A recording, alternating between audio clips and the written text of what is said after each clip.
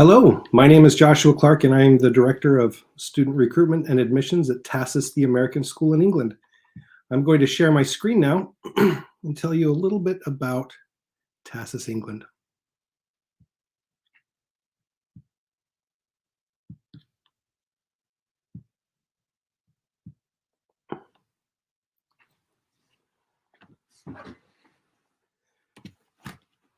The topic I'd like to share with you is first, how can your school help you with university placement? And I'll be talking to you about it from the perspective of TASIS England.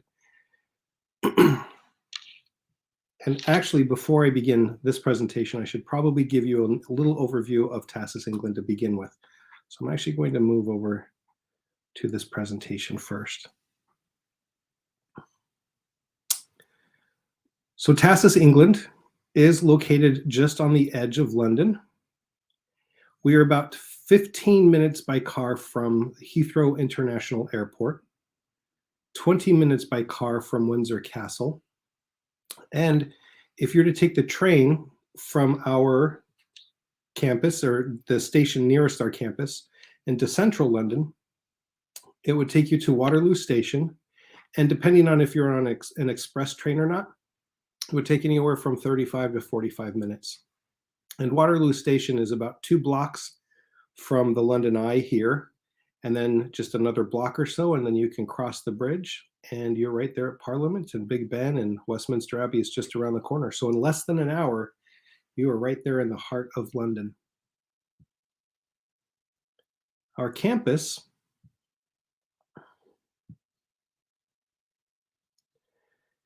here you can see as we fly over the pond, you can see some of our boarding houses. This building on the left is one of our boarding houses. And then this long building here, the top 2 floors are boarding. And then the bottom floor would be some offices, classrooms. Here's part of the dining hall here. I'm going to forward it just a little bit since we're seeing the same area. And as it turns around, you can now see some more boarding houses here on the left.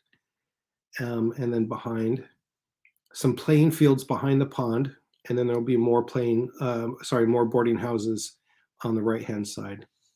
Now we're looking at our academic buildings. We have our science building here on the right, language building there in the middle. Behind it would be our English and history classes, and art would be next to those, and then our mathematics would be over here. So students are really walking in between buildings to go to their different classes during the day.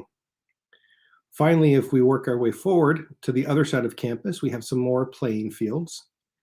And as it turns around, you'll see our tennis center or tennis courts. This long building here would be our gymnasiums. We have 2 gymnasiums. This part here, this sticks out, would be our student theater. Next to that would be our student art gallery. And then this long building here would be our middle school. And then right behind that, I'm going to pause here. Right behind that building there is our lower school. I'm going to pause here for 2 reasons. One, I wanted to mention that we actually start boarding in grade 8, which would be about age 13. And we also wanted to show you kind of our surrounding area. So here you can see it's more of a residential area, very open, lots of trees, open space. So a student on the weekend could be in the middle of London and experiencing all that London has to offer. And then once again, in less than an hour, they could be in this beautiful campus in this beautiful location. Our total school, because we start at age 3 years old, total school is 650 students, but I'm going to talk just a little bit about our upper school, which would be grades 9 through 12. In there, we're about 420 students, about 230 boarders, and then we'd have next year at least, and then we would have about 190 day students next year. Our average classroom size is between 10 to 12 students.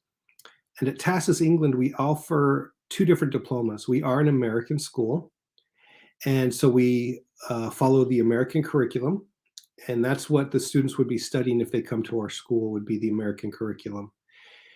When they get into high school, that then means that they have the ability to take advanced placement or AP courses.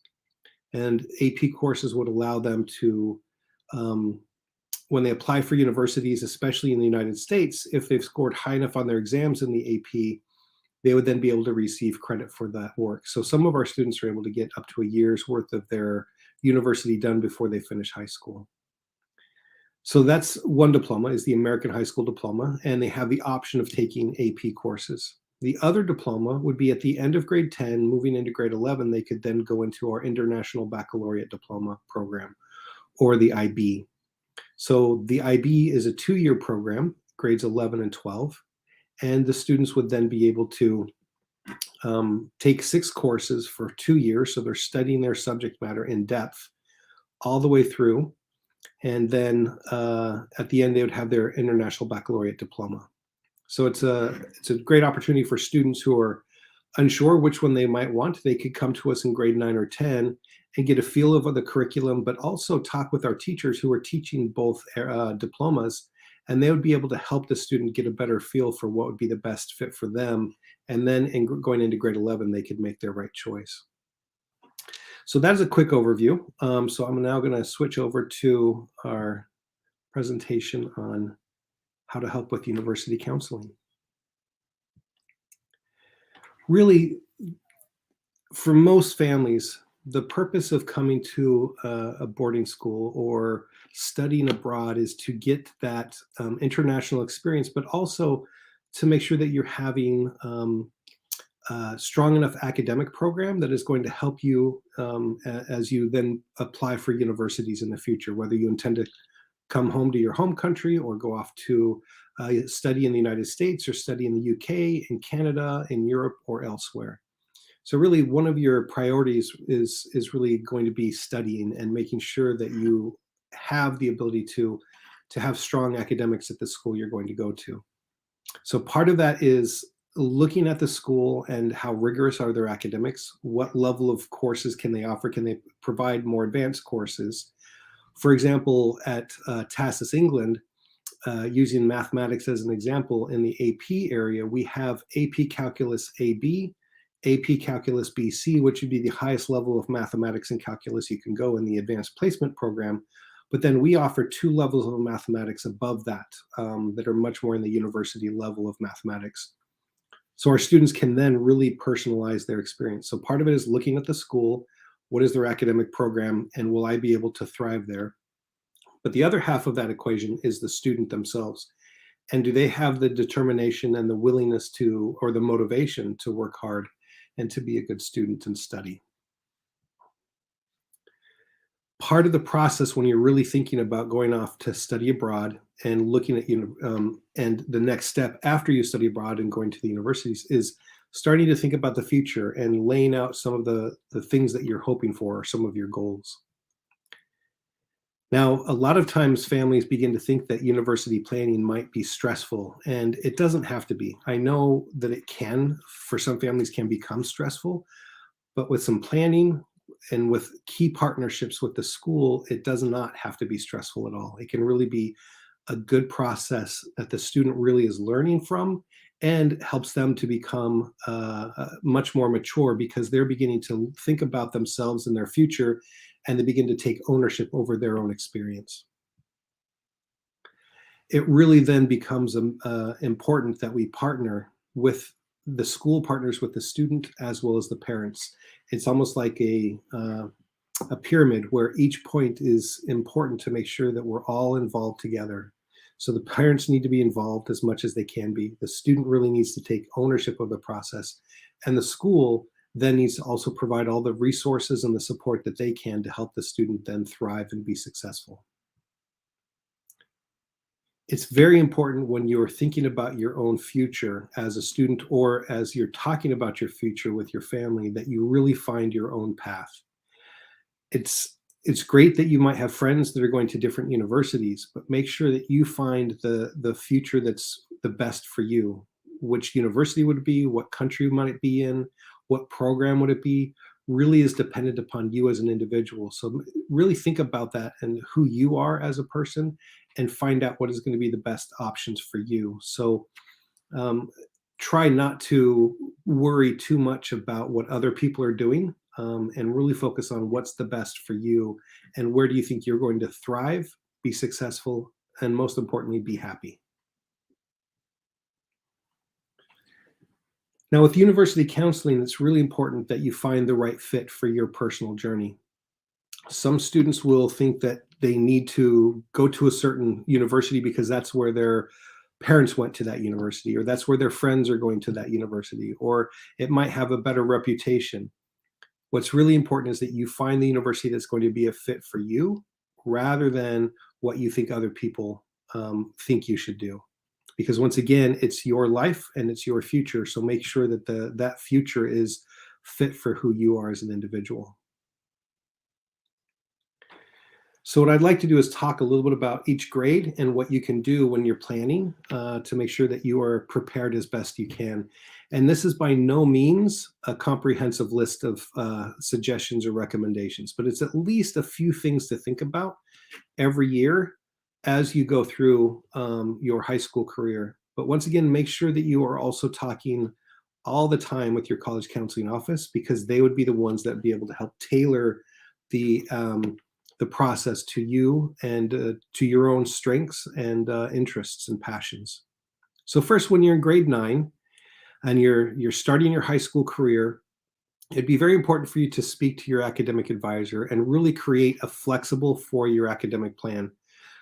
Typically, what that means is usually what you'll do is you'll start with something like this, and you would say, okay, what would I want to take if I'm here in 9th grade? What are the classes I want to take in 12th grade? Maybe I want to, in math, take an advanced mathematics, like an AP calculus class, or I want to do higher level math in the IB program. Or maybe I'm really into art and I really want to do something like an independent art project or a course like that. So what you do is you think at the end and then you work your way back. So for example, if I want to take this advanced math course, then that means I have to be in this second level math the year prior so that I'm eligible to get into it. So that helps you then plan out your 11th grade year, which then helps you determine what your 10th grade classes would be. So hopefully when you're done, you would have an idea of every year some of the courses that you'd be working towards. But what you might find out is, actually, I was really thinking I was going to go into science, but I realized that it's not really my passion and I'm more into, maybe it's history, or I'm more into mathematics. And so make sure that it's a flexible plan, and that you're not so rigid in your planning that you can't adjust if circumstances change. So it's really good to daydream about the future, what's most important, or what are the things that you really think are what you're interested in doing. And also make sure that you factor in graduation requirements, because every school says you have to take a certain number of years of English and a certain number of years of math. So make sure that you fulfill all of those graduation requirements, because you don't want to be in a position where you're going into grade 12 and you find out that you have to take another class for graduation, and that prevents you from taking a course that you wanted to all along. But once again, as you plan this out, look at your course offerings at your school to find out, are there some interesting elective courses that are there that will allow me to pursue some of my interests or pursue some of my passions. So going back, once again, look at your 4-year academic plan and create this flexible 4-year plan. Consider your prerequisites. So if there's a certain course you have to take this year to then be eligible to take another course the following year, make sure you do that, and make sure that your grades are at a level that would allow you in there as well. For example, at our school, for you to enter into an AP course or into the IB program, you have to have an average of a B+. Next, you really should be looking at your academic opportunities and make the most of it. What you want to do is find a balance between pursuing your passions, but make sure that you're also taking enough courses that you are showing universities that you can handle a more challenging or more rigorous course load. So what you don't want to do is take 2 or 3 very hard classes and then take extremely easy courses around for the rest of your program. What you might want to do is really think about, how can I find a balance here so that I'm showing universities that I can maintain a balanced and challenging program. In your 9th grade year, you'll also want to really think about talking to your college counseling office. Every college counseling office will be spending the majority of their time with their grade 12 students and their grade 11 students, obviously, because those are the students closest to applying to and going off to university. But a lot of them still have enough time to have some conversations with students in grades 9 and 10. So make sure you get to know them, see if you have any questions that you might want to talk to them. And a lot of times college counseling offices will provide some sessions for younger grades just to have them start to get used to it. At our school, we actually have college counseling sessions for grades 9 and 10, 3 to 5 times a semester. So by the end of grade 10, you would have had 20 to 25 meetings with college counseling.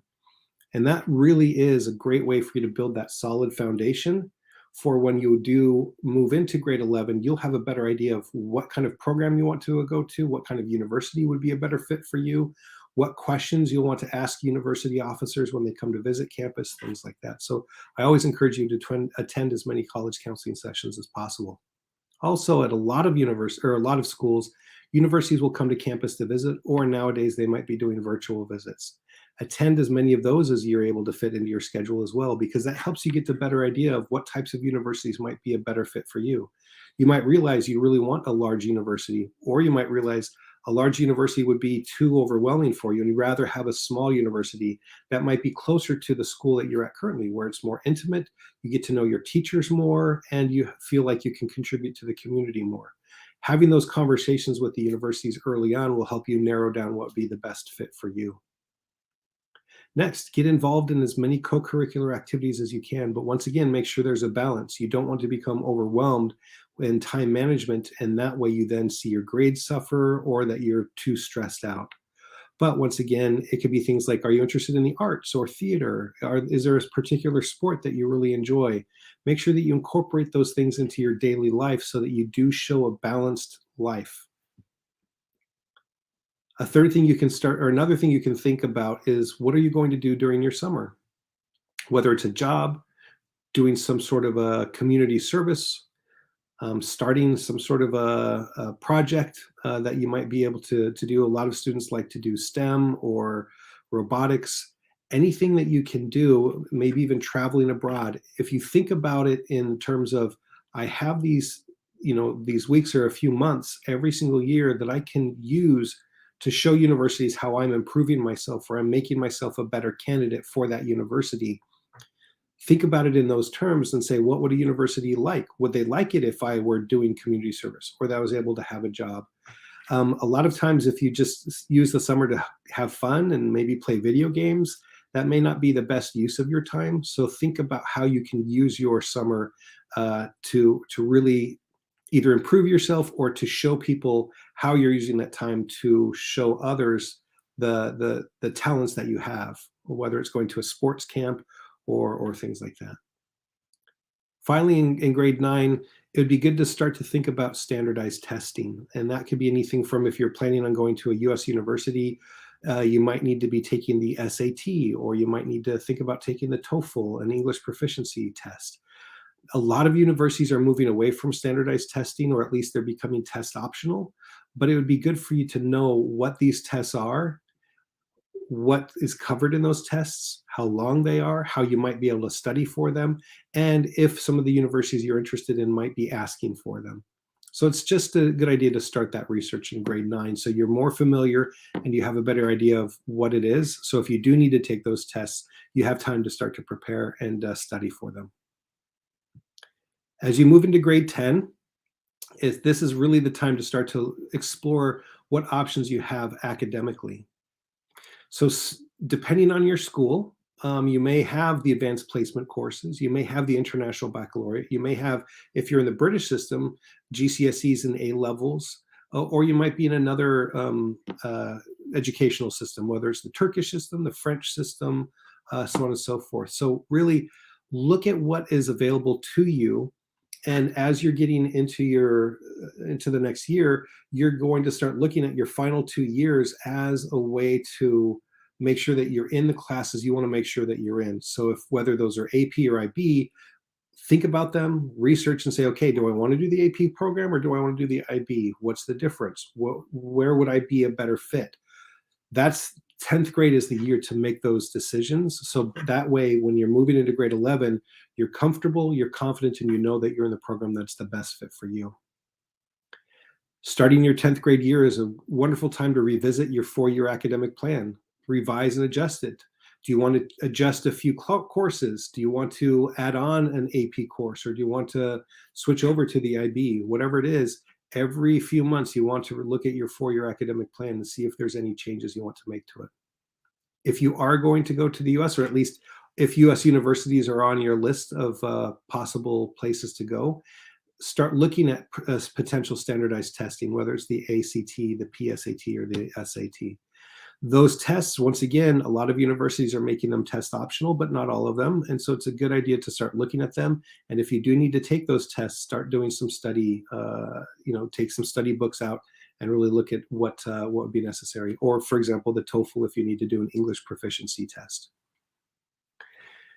Grade 10 is really the time to invest in your academic, your co-curricular, like your arts and your sports and your clubs, as well as your volunteering pursuits. Universities now are really looking for well-rounded students and for students with personal excellence who are going to contribute to the world in some way.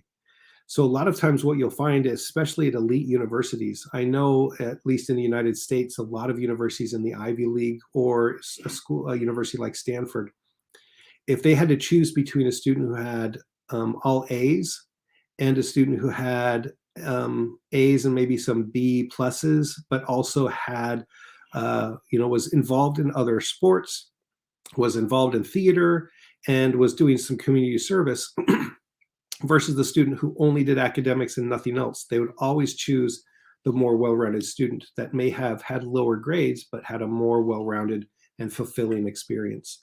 So make sure that when you're going for your academic plans that you find that balance, but find that mix of your academics, volunteering, co-curricular clubs, sports, activities, everything in there so that you can show that you are this well-rounded person. And as much as you're able to, find a passion that you have that's going to connect you to the community or to the world. It might be a passion with cultures and languages, and then you're going to go out and maybe do some travel or do some volunteer where you're helping people learn English. Maybe your passion is in the sports, or your passion might be in community service. A passion might be in the environment and really looking at how you can improve the environment. Whatever it happens to be, try to do your best in finding something that's important to you and make that a piece of your life in a way that you're contributing to your community, contributing to the world in a way that is something that you can talk about to a university. So it's not just becoming president of the French club, but if your passion is like France and the French culture, then do something that really is more than just, in a way, ticking a box. You want to show that, demonstrate that you're really taking this seriously and it's a passion for you. Starting in grade 10, you might want to start thinking about visiting colleges. So if your family's going on vacation, look at that area and say, okay, there's a university in that area that I'm thinking of potentially going to or applying to. Can we at least take an afternoon and go visit the campus? So think about that when you are traveling to start to visit campuses and see what those schools are like, and if you could imagine yourself being there. Look around, whether it's your school or some other schools in your community. A lot of times they're going to host university fairs, and they will bring in universities from all over the world into their gymnasium or into some sort of a location. And it's very good for you to start to go to those events and talk to many different universities, go from table to table, start asking questions and get a better sense of what type of university would be a good fit for you. Become familiar with your university counseling website at your school. A lot of schools in their college counseling offices will provide you with software and other resources that will help you in your planning purposes to get to the right university. So start using those as much as possible because they're a great resource and a great help. Another thing you can do in grade 10 is start to participate in various surveys to better understand your interests and strengths. Once again, this is something that we do at our school. We do the Moresby career survey. And it's a survey that you complete, and it helps you better understand what you might want to do for a career. Some students realize at the end of this that they really are into, they want to become a teacher, or they want to become a scientist, a research scientist. Someone else really loves to do something like working with people, and their careers could be more in sales and marketing. But a lot of those surveys, if you do them early enough, like in grade 10, it will help you then say, okay, if this survey is telling me that I have an interest in this area, let me take a couple of courses that might help me get a better sense of if I do like it. Like if it says I might be interested in business and marketing, maybe I should take an economics or a business course or a marketing course at my school and see if I really do like it. If not, then maybe I need to adjust some things and move some things around in my schedule. Another thing you can do in grade 10 is to attend career speaker series. We do this a lot as well. We have professional actors and actresses. We have CEOs of multinational companies come and speak to our students and talk about their career and what they've done. We had one speaker who came, and she actually was from the United States. I think she worked for the FBI, but she kind of worked with Interpol and other agencies in Europe. And it was a multinational organization, I guess, cooperation to go after human traffickers and drug traffickers. So she was in the criminal justice system. And a lot of students wanted to find out, what did you study in university to get that type of a job? What was your first job like? And and it's great if you're interested in becoming someone in business, to really talk to someone who's a CEO of a multinational company to get a better feel of what might be the path that you'd want to take as well. This is an example of some of the planning software that you might have, where you can start to look at some of the activities and tasks, whether it's this is a university that's coming to campus, make sure that you have it there. Start looking at the common application, go to the university fair so you can start to put together your plan. It tracks your GPA, it tracks what your SAT and PSAT scores are. It will also show you how many colleges or universities you're applying to, how many documents you've sent off. So really look at your school and find out what software they use and make sure that you take advantage of that software, because it really helps you organize yourself, and it helps you make sure that you're taking care of all the things that you need, so that when you do apply to a university, you've given them everything. You don't want to be in a position where you've missed the deadline because you thought you had everything submitted, but you forgot or you missed the one key document that the university didn't receive, and so they considered your application incomplete. So the planning software that your school provides is really a huge resource, and make sure you take advantage of that as much as possible.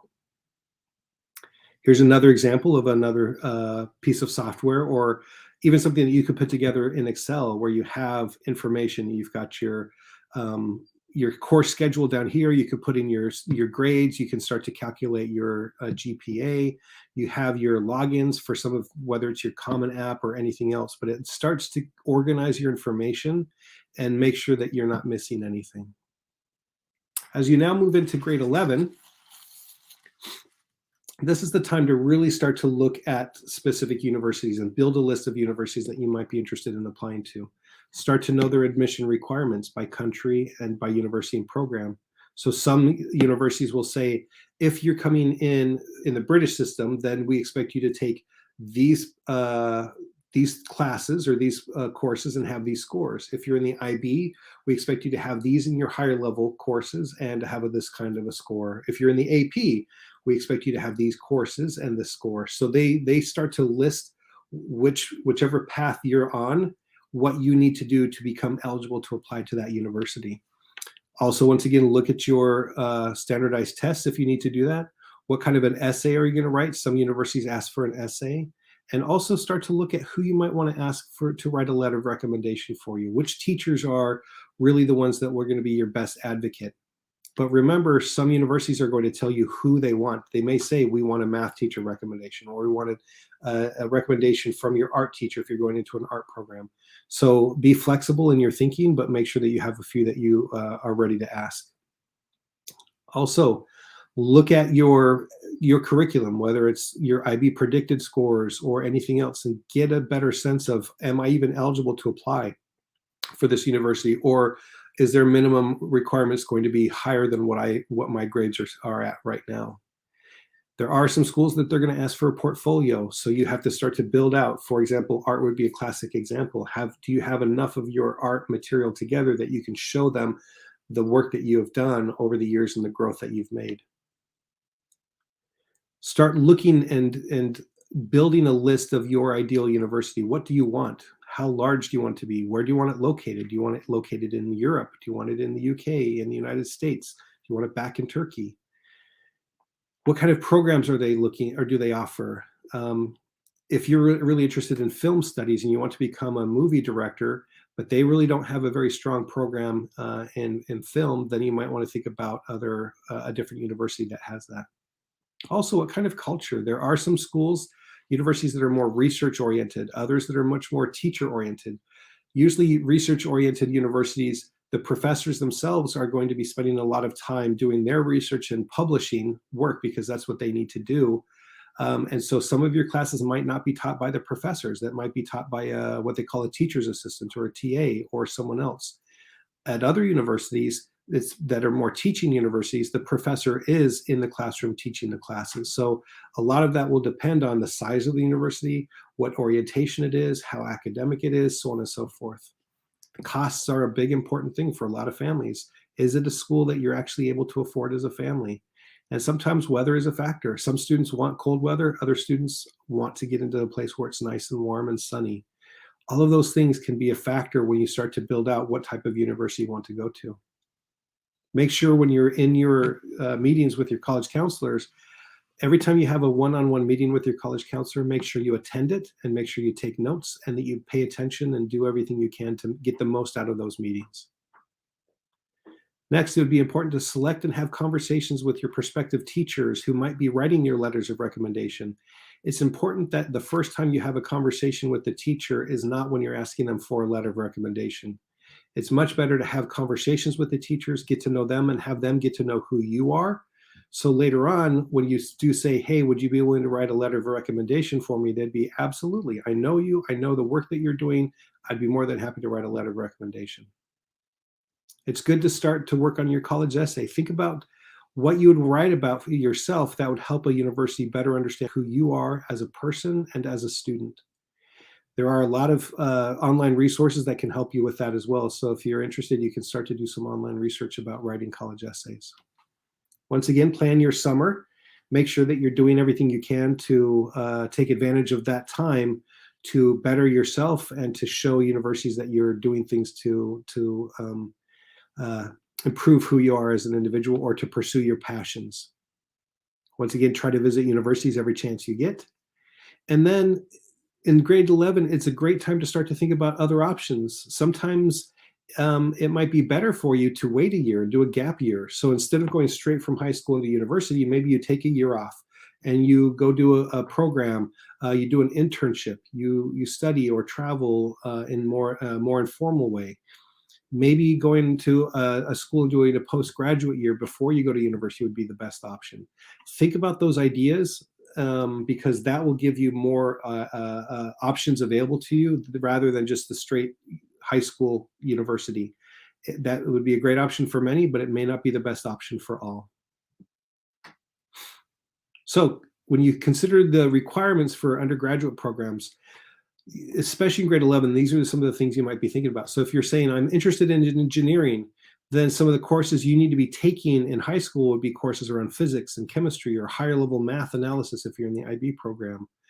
Some of the things you might be thinking then is, notes would be taken, like if you're in higher level math, it would be preferred in each of those areas, especially if you're applying to UK universities or selective US universities. Maybe you're interested in medicine or pharmacy, then these are the types of courses you're going to want to do and some of the notes related to that. If you're more into business and administration or economics, then you're going to want to do early research for each university you're applying to because it could be very specific to that program. But it would be, a lot of times, economics might be helpful, but not necessarily required. Usually some sort of math analysis would be necessary or math application because a lot of times business has a lot of analysis, especially statistical analysis. So there's a lot of things that you can do to start to prepare yourself. As you now move into grade 12, your last year in high school, this is when you want to start making some final decisions. And as a student, it's important for you to really look at what would be best for you as an individual. So decide which pathway is best for you after graduation. Finalize the list of universities you plan to apply to. If you're applying to US universities, make decisions about whether you're going to do early decision, early action, rolling, and make sure you look at all priority deadlines so that you meet all the required deadlines. Create a list of those deadlines for every university and any essay questions that you need to write for every university, and make sure you have that in your software so you can keep on top of it. Complete your essays, whether the summer before or that autumn of your senior year, and make sure all of your university applications are complete, usually by for early action and early decisions sometime in the autumn, and then if otherwise a little bit later in the year.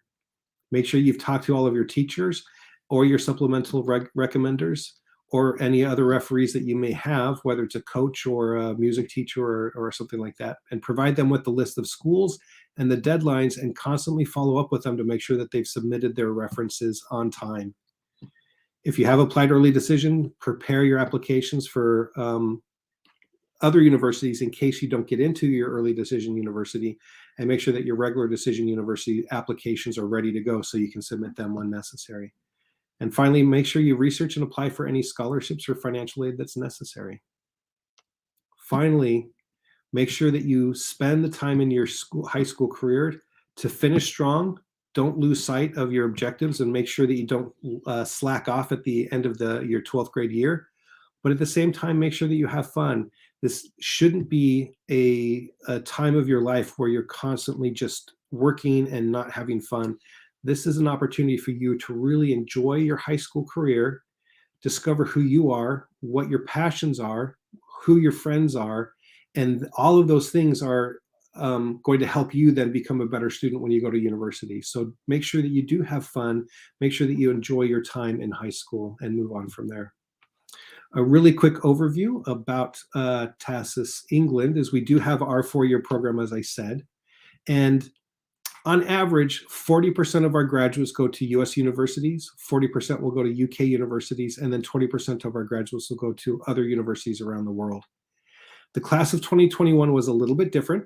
It might have been partly because of the higher vaccination rate in the UK. It might also have been because of Brexit, where some students were able to still come in at a different tuition level, but we had a higher rate of students come to UK universities in 2021. But generally, it's 40-40-20 is the split. If we were to look at the Times Higher Education World Rankings, what we'd find is that the top 100 universities, ranked universities in the world, we looked at those and we said, how many of those universities have a TASIS England graduate currently attending that university?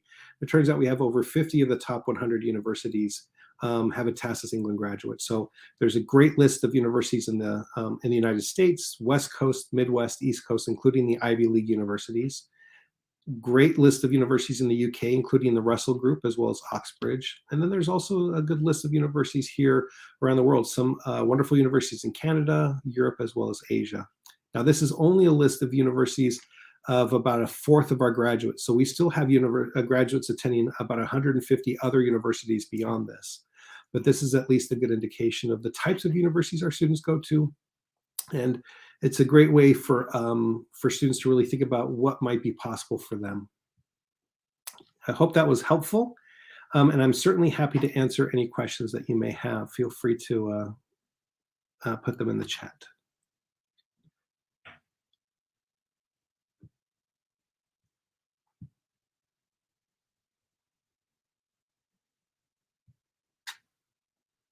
Okay.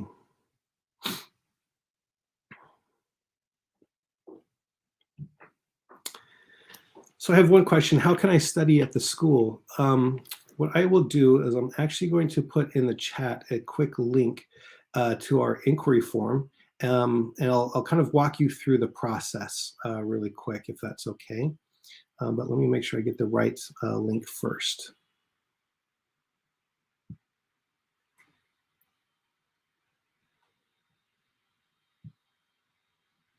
Okay, here we go. So I'll put this in the chat. And hopefully you can see it. If you click on that link, it will take you to our inquiry form. So if you go to our website, tasisengland.org, under the admissions section, there's a part that says apply now. And you click on that little link and it will take you to this inquiry form where you fill out some information. When you hit submit, your parent will receive an email with a username and a password. When they log into that account, it will give them access to their own personal online application. And then you can start to upload transcripts from your school. You can upload other documents. You can fill out online forms, and you can even have teachers submit online teacher recommendations. To apply to our school, we really ask for an application which asks information about you as a student, and part of it you complete as a student and part of it your parents complete. We ask for teacher recommendations, one from an English teacher, one from a math teacher, and one from your head of school or a counselor. We ask for your transcripts or your school records from this year, last year, and the year prior, so 3 years of transcripts. We would do an online or a Zoom interview if you're not able to come to campus and visit. And then we ask for a few other small pieces like a scan of your passport and a scan of your birth certificate and things like that. But that's really kind of the main core of the application would be that. At our school, we have an admission committee made up of administrators and faculty members that review the applications, and then they would make decisions. And we are on a rolling admission decision process. So students started applying for the 2022-23 academic year back in September. And we've been making admission decisions all the way through. So the earlier you start the application, the better, because at some point in time we will be filling and will be full in certain grades or certain spaces. So, but it's always worth at least reaching out to us and ask us if there's any space. Are there other questions?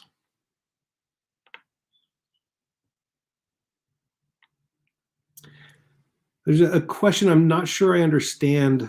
Could you, it says if you select me when I go there, could you rephrase that? I'm not sure I understand the question.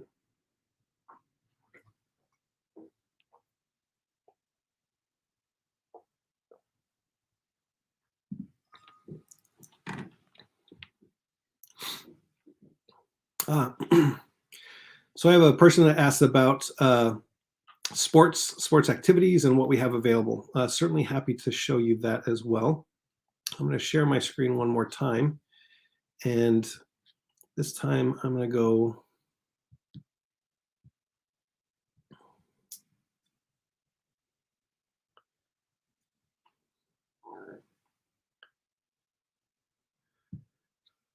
and I'm going to show you both. We have a fantastic art program. So we have theater, painting and drawing, sculpture, ceramics, filmmaking if students want to go and make movies, photography, singing and choir, as well as our orchestra and band, jazz band, things like that. On the sports side, we belong to a few different athletic associations. And so depending on the sport and the season, students would be competing against either British schools or other American or international schools. We have 3 seasons: the fall, winter, and spring. We have competitive sports and recreational sports that are not competitive. And within each competitive season, you have what we call junior varsity or JV and varsity. Junior varsity would be students who may not have played the sport before, and they're learning the sport, developing their skills. And then varsity would be for students who are at a more advanced level, and they're able to then play at a higher level. And we have both boy and girl teams. So for example, in the fall, we have soccer, volleyball, and cross country for both boys and girls. In the winter, we have basketball, rugby, cheerleading, lacrosse, and swimming. And then in the spring, we have softball, baseball, tennis, and golf. Recreationally, we offer a lot of the same sports, but it may be in a different season where it's not competitive and the students can use it to train and build up their skills or just do it for fun. And we also offer other additional recreational sports, like conditioning would be things like lifting weights, working out in the gym, or maybe doing CrossFit. Our equestrian program, students would then go to the stables, which is near our campus, about a 15, 20-minute drive, that we take them there, and then they do their riding their horses. We have sailing. We even have fencing. I know that's not listed here. And another option would be students might want to do an activity rather than a sport. And so we've got things like gardening or martial arts, doing Model UN, or doing the theater. So students would be doing something every season during the week. I should also mention that TASIS England does have 60 nationalities on our campus. So we're a very internationally diverse population. And that's not just our boarding population. 80 to 90% of our day families are expats. And so that means that their parents, they might be coming from Istanbul or from Singapore or from Sao Paulo or from New York. And their company says, we're moving you to the London office for the next 10 years. And so their family moves and their children come to our school while they're living in England. So our day population is just as internationally diverse as our boarding population. So I hope that gives you a little good view of about that. So one person asked about English and if their English isn't as strong as they would like it to be. We do offer English as an additional language. And so part of the application, and I'm glad you asked this question, part of the application is if English is not your first language, we would send you a link to an online English placement test. So we have a better idea of what your English level is. And that would help us determine if, when you come here as a student, if you're in mainstream courses without any English support, or if you need English as an additional language courses to help improve your language. So we do have those available for you where you would be improving your language. And as your English improves, you would then move more into those mainstream courses. And it is possible where your English may not be strong enough to go into the advanced placement or IB program, but you would still be able to go through our American diploma program and continue on and receive the diploma without taking some of those courses and continue to work on improving your English skills. Great question. So asking about financial aid and scholarships, we basically offer two opportunities. The first one is what we call financial assistance. And this is where your parents would complete forms, filling out their financial information. They would provide financial documentation. And what we do is we analyze the information and we find out, okay, this is how much the family can afford, but this is how much the tuition is. So then we would try to provide an award that they don't have to pay back. It's free money that would then help cover the difference. We try to help as much as we can, but we can't promise to meet everyone's need. Typically, the awards average between 5 to 25% of the full tuition. The other option would be merit scholarships. And in the merit scholarship, we offer the opportunity for students who are excelling in academics and maybe something else. Maybe it's academics in sports, academics in the arts, academics in leadership, academics and community service. And those students, what they would do is express an interest in our community, a global community scholarship. And we'd ask them to fill out some information, and then we would be looking at all the candidates and then trying to select as many as we're able to with the resources that we have. Once again, those awards would range between 5 to 25% of the tuition itself. And if you're interested in either the financial assistance or the scholarship, you can go onto our website under the admissions section, and there's a section that talks about financial aid and scholarships. And there's an email there. You would just send an email to that address saying, I'm interested in this. Please send me either the application form or more information, and we would send it to you there. I do want to point out that once this presentation is over, I will be in my booth and I'm more than happy to talk to you in more detail. I have meetings scheduled from the last 2 hours of the fair today, and I have a couple meetings scheduled for tomorrow, but I do have some openings if you wanted to schedule a meeting with me as well. If we're talking about what level English speaking level you would need to enter, it really depends on what your goals are. We can take students who might need more support, English level support. They just wouldn't be able to go into our more advanced courses. Excuse me. But they can still take courses and get a high school diploma with us. So if your English level is not as strong, you would go into what we call our international section and still be able to take courses here. If your English is a little bit stronger, then you might be able to take more advanced courses, maybe take an AP course or go into our IB. It just depends on where you're at as to what program we'd put you into. So what we do is I would encourage you, if you're interested in coming to TASIS England, I also should mention that we have a summer program. In fact, I'm going to share my screen one more time. And this might be interesting for some students as well.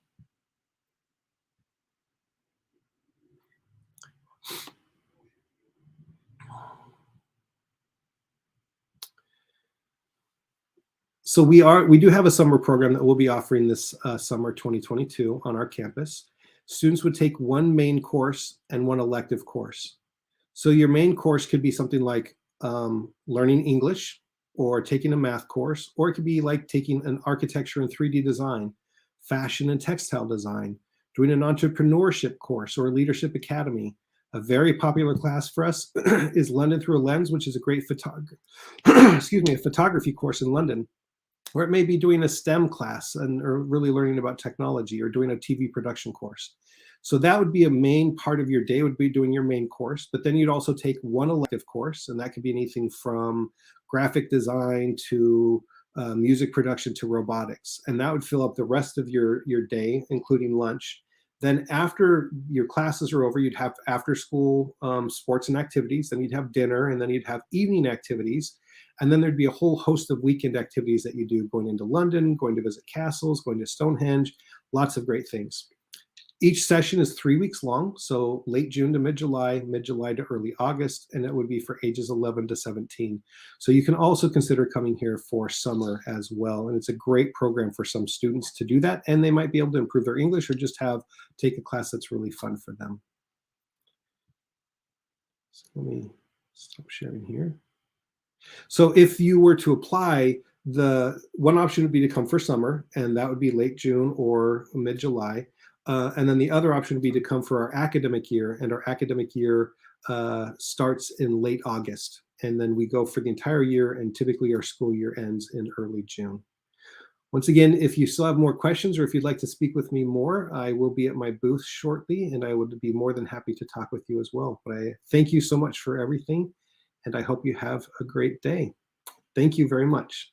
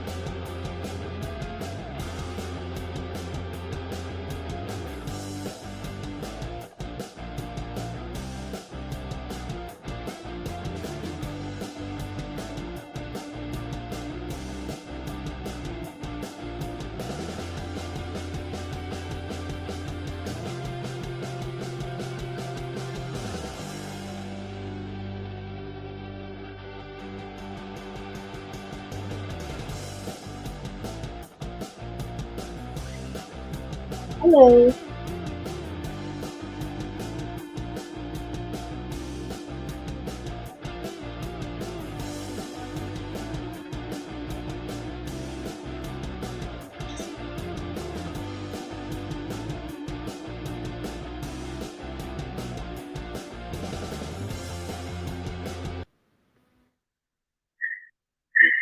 Hello, everyone.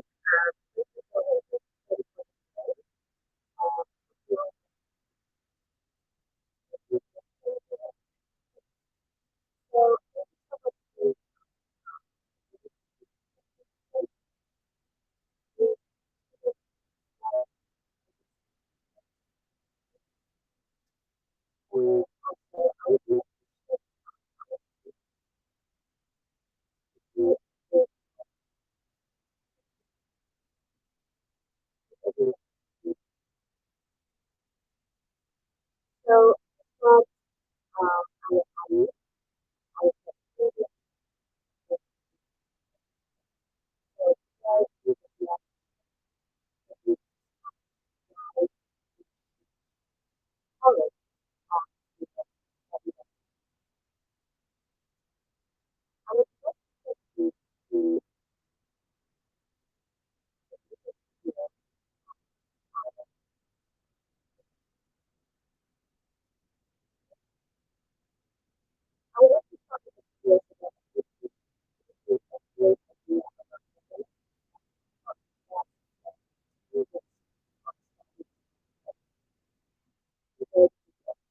Do you want to study in Holland? Of course you want to study in Holland. The next 100 seconds will definitely convince you. Alright, let's go. Study in Holland. Every year, many international students undergo the Dutch experience. But what does this mean? What makes studying in Holland so great? Holland is really internationally oriented. I mean, where else would you find students from over 160 different countries? 1 out of 10 students is an international student. Did you know that we have more than 2,100 English top programs? Pretty good, right? You know what's even better? The quality of our education. You won't find this quality of education at such an affordable rate anywhere else. The open-mindedness of the Dutch people is reflected in the way we educate. It's in the way we teach, the way we interact, in the way we work together. Once you're done studying here, Holland offers a ton of opportunities for entrepreneurs and job seekers. Holland is the home of some of the world's biggest multinationals, such as Philips, Shell, and many more. We even have a special one-year program for you to get employed called Orientation Year. You can be part of the Holland Alumni Network for everyone who had the Dutch experience. How much time do I have left? What? 30 seconds? Well, that's enough time for some facts. Dutch people are the best non-native English speakers in the world. Holland is also one of the happiest and safest countries, and our educational institutions rank among the world's top 2%. But there's more to Holland. Holland is creative, high-tech, diverse, innovative, nicely located, exciting, has a unique cuisine and a rich history. We've got a unique culture and very welcoming people. Just barely made it. So now you know why you should study in Holland.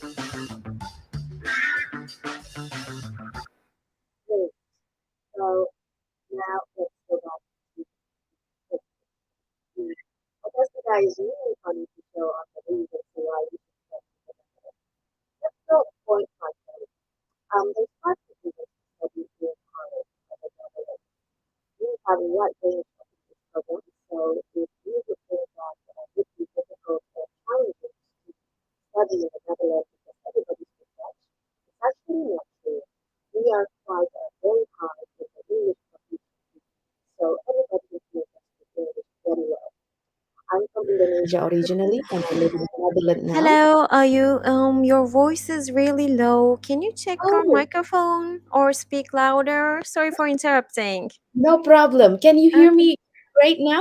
Yeah, it It's is better, I think. Just a second. I will be going. Bye-bye. Bye. Okay, I hope you all can hear me now clearly, I would speak a lot louder. Good. So in here, there is 5 good reasons. Let's get back to the reason itself why you should study in the Netherlands. One is that because of the range of English programs. So as a foreigners, you do not have to worry about the language because everyone speak Dutch. That's correct, but they can also speak good English, especially in a small city. I live in a very small city called Omend in the Netherlands. It's east north, close to German border. It's a very very small city and only 27,000 populations in the city. Um, I speak English every day, so everybody knows English even in a small city. So the other thing is a good value for your money. The connections of the university itself, the degree and accreditations, the rank of the top uni in the Netherlands, great for your career and CV. Number 3 is a big international community. We have, as you can see from the video earlier, we have a huge range of nationalities coming to the Netherlands to get their degrees from secondary up to the higher education level. Even in the Netherlands, people would appreciate if you graduate from vocational base. They would give you a job right away on based on the specific skills. And then number 4 is a great place to live with the food, with the huge cultural history background. We are the place for you. Number 5, the top 5 reasons at the end is the excellent career opportunity. There is a huge opportunity for you to get a job in the Netherlands, especially skill based. So if you can start thinking from now, what would you like to take a degree on? What program study you would like to learn in the Netherlands? You can go specifically on the sector that they have opening for jobs. Currently, we are running out from a labor. Actually, we need more people to fill in the labor market. So we are one of the destination for you to get easy job placement. On the video as well, you get the informations, right? There is a 1 year opportunity for you to get a visa trial. So after you finish your degree in the Netherlands, you will get 1 year orientation year visa to get a job. So that would give you a very smooth transition from educations throughout your career opportunity. On the next slide, oops, sorry. On the next one, how we teach in the Netherlands. It's a very famous that Netherlands are open to teamwork. So Dutch educations are really focusing on the teamwork itself, which makes it easy to meet other international students. This means that you were very gathered in terms of working in a team, in the classroom, especially with the very rich in nationality background in your classroom. This would give you a huge perspective in the global work, especially if you are related to business studies, international relations studies, and so on. And second is interaction in the class. We are very open minded. Interaction in class is highly appreciated in the Netherlands. You are expected to think about the knowledge that is presented to you and develop and express your own opinion. There will no somebody will be belittling your ideas. These are the space for you to speak up. So critical ideas, speaking up is the space that we are offering in the classroom. Number 3, respect for all opinions. That's related to point number 2. The Dutch teaching method is founded on respect for each individual's opinion and convictions.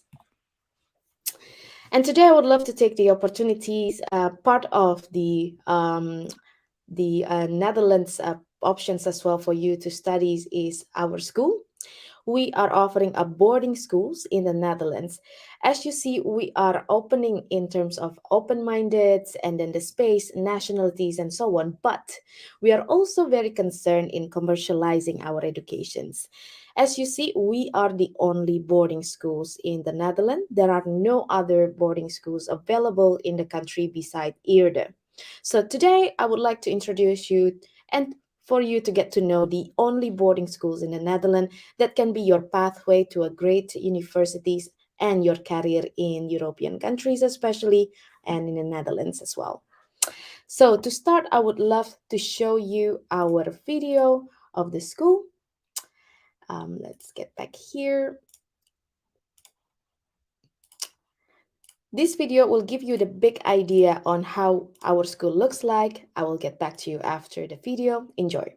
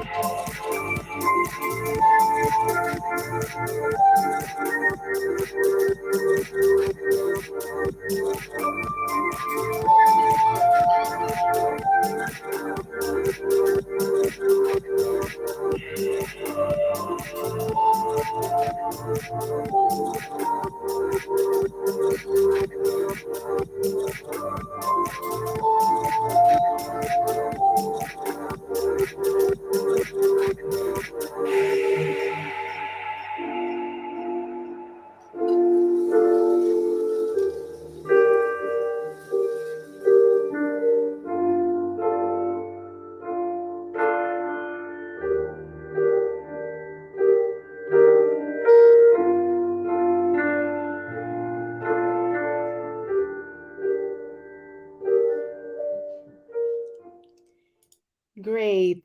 So that is our school video. I hope you enjoyed the video and it works very well on your end. And let's get back to the presentations. Our missions as the boarding schools is to help the students develop into the successful, engaged, and responsible young adults. So during their studies, we try to manage them to become an independent persons.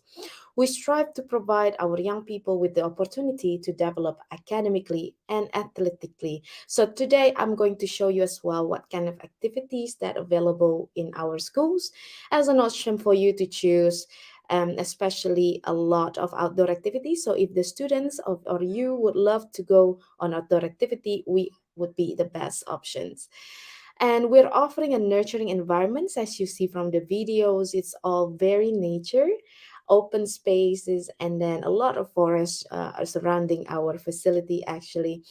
And we're far from the big metropolitan city, which can actually help you focus during your study with a less distraction. But I understand sometimes students would love to also go out to the big cities such as Amsterdam or Utrecht, Groningen, Rotterdam, and so on. For example, these are showing where we're located. Netherlands is a very historical countries where we are respecting each other in terms of food, orientations, and so on. I'm sure you're familiar with lots of our carnivals and then also our food. In here, especially for you international students, would be very easy to find your local ingredient food because there are so many antique or unique shops that is available for students internationally. Even in a small city like Oman, there is plenty of international food available in here. So you won't miss your home food. But on the weekend, usually our students goes to the big cities such as Amsterdam for shoppings, culinary, or good socializing with the locals. Zwolle is the closest city from Oman. It only takes you 20 minutes by train. As you see, Netherlands have a very perfect public transportations, which is train, and most of the people traveling by bicycle.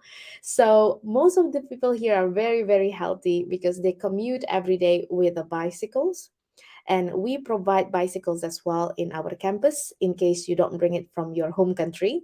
We provide it for you to go around the city or even to transport you to the train and go explore the rest of the country. The great thing is about here, the boarding school, is that we are offering an exclusive education personal that you can see from the classes size itself. So you would be only maximums in the class with 8 students. We really look into the composition of the classroom so then we can follow up on your progressions academically, mentally, especially. So sometimes international students, you feel unmotivated or you feel you can't catch up on the subjects itself and you feel missing home. There is always a space for us to evaluate giving a topics to help you and giving you solution during your study with us. Safe environment where children can study and develop themselves. Correct. We offered a peaceful environment into a strong and independent person. We're a one gate community only, so it's all being safeguarded by one gate. We have zero tolerance policy towards drugs and alcohol. We try to keep it all clean and healthy. We're also offering extracurricular program that I will show to you on the coming slides. What are the kind of local Netherlands students do after school? The great news from IRDE is that for you students who loves arts and music, we got a great channel for you, such as Reich Museum. We're the only official schools partnering with Reich Museum. You're familiar with Van Gogh and so on. These are the country for you to embrace your art spirits and ambitions, especially that we have the channel with the museum. We offering you a program called Week Without Walls. So sometimes every 2 months, for 1 week, you will study outside the classroom, such as to the museums and other kinds of nature monument area in the country. We are funded since 1934. So the school itself is quite old, but the IB diploma that we're offering for boarding students is available since 1980. So we have been delivering 42 years of IB diploma in the school. And for the next time, I think I would love to show you here. Okay, here we go. These are the number of the students. We are not big, as you can see. We are exclusive in the sense of accepting our students' backgrounds and motivations. At the moment, we have 70 students internationally. They come from Japan, Korea, China, Vietnam, Hong Kong, Taiwan, and so on. And a lot more from European sides, such as from Istanbul. We have 2 students from Istanbul last year. We have a student from Germany, Hungary, Russia, and so on. American students from Latin America and Nairobi, Nigeria, from the African part. So there are no dominant country where our student comes from, which is great in hands because it's a little bit mix of everybody in the school. And the academic that we're offering, if you are looking for international schools that the degree can accept you to many universities around the world, it's IB diploma program.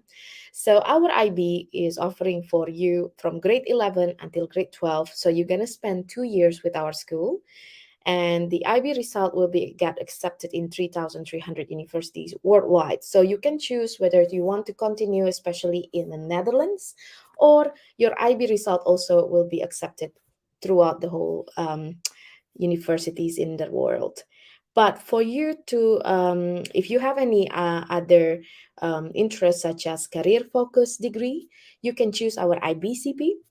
The entry requirements is lower than IBDP, and these programs is going to prepare you for a career base. So if you would like to take, for example, hospitality management, hotel management, and so on, we can give you a guaranteed placement with our partnership with Swiss Education Group.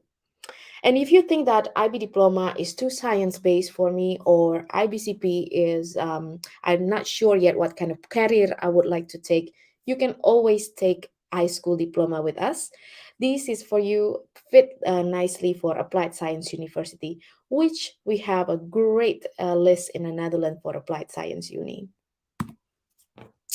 So, what does it look like at IRDE in a daily schedules wise? As an international students, especially, you might looking for what is it the life in the boarding schools in the Netherlands, right? Every day we start at 8:30 with the students arriving in the school, and then they were required to go to tutor class or registration notice or putting on your attendance, and then they will group by level. And then each tutor will consist 5 to 15 students. They will take you to the classroom, and then the class begin would be 8:40 and finish by 3, with the exception of Friday. When they finish at 2, or you finish at 2 p.m. in the afternoon, your class, which is IB diploma, will have to finish at 3, depending on the individual timetable. We will take you to another extracurriculars, either inside or outside the school. What kind of extracurricular you will have to do? In here, we give you a lot of options, especially if students would love to take athletic background, because that is our strength in IRDE. We got plenty of athletes registering in our school, especially athletes in soccer, skating, as well as horse riding. So I would like to take you to another video. So in this video, you would be able to see one of the activity samples that you're going to spend during your study in IRDE.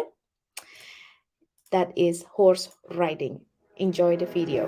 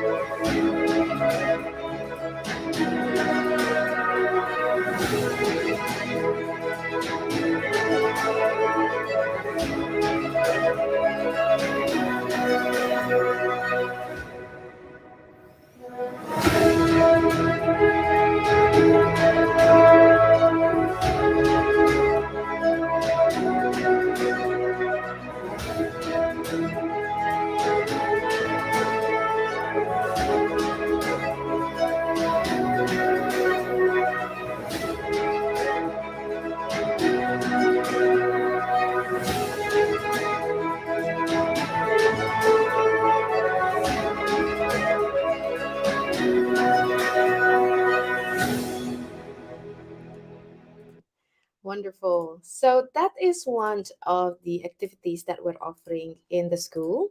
after class. So if you would like to try on taking and horse riding schools after class, we would be the best channels for you. Some students never tried horse riding, so they take these activities as a trial and then they loved it. Some students comes as an athlete, so after school they go for a very serious course with the equestrian sports. So the boarding facilities, I would love to take you to the our 360 tour. So I will open the tour in here because then you would feel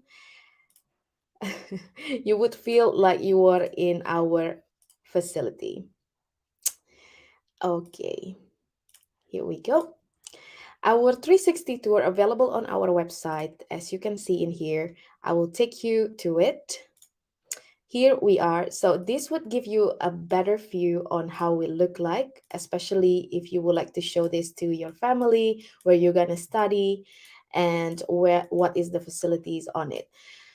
And we're located in Oman, 1 hour 20 minutes from Amsterdam. And as you can see, Oman is actually a touristic area where people in the country comes here for mountain biking, horse riding, canoeing, and so on.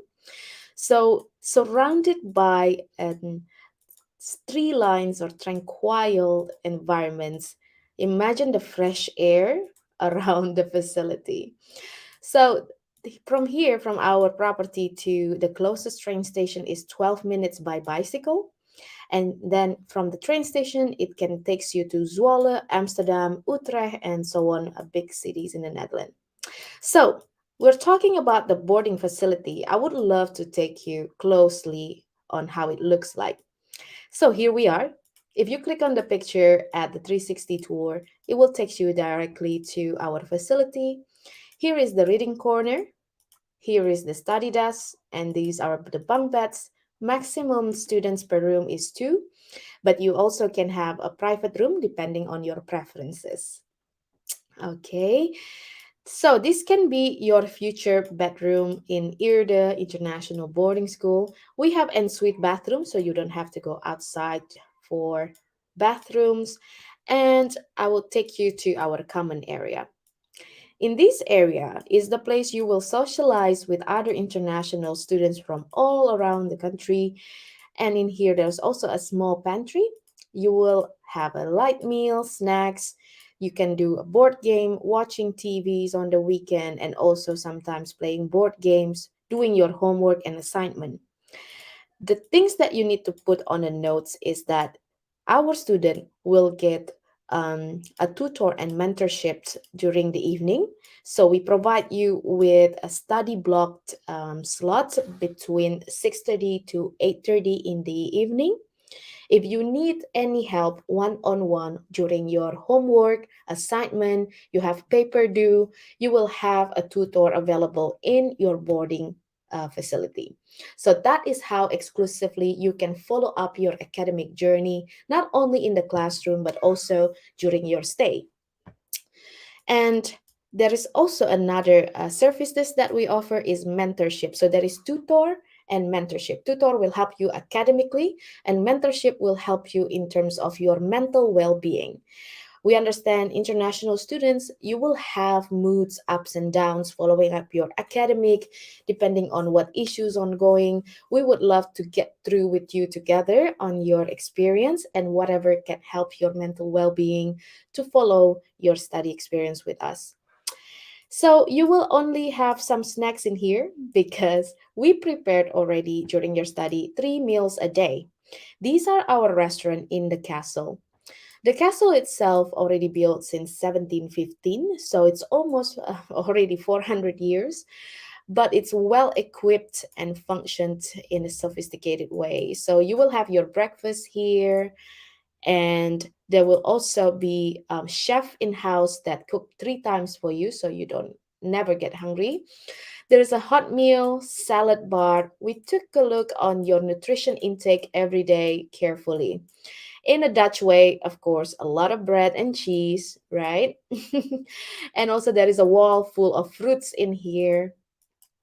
We understand the menu itself, there will be a suggestion box where students put in their suggestion, what meal they want to have on the selection every week. So the chef will do a rotations of the meal for you. So you will not gonna only get Western food, but also sometimes Mexican food, Asian food, and so on. So that would be really cool. And I'll take you to the castle. So from the outside here, if we stand outside the castle itself, you will see two boarding area, one for the girls, one for the boys. So we separate between gender where you live. And if I go into the castle in here, this is our first floor. 1, 2, 3. These rooms is still kept the way it is for hundreds and hundred years. We don't change the wall, we don't change the painting, and what we change is only the carpet because sometimes we use the room for graduation or a big event.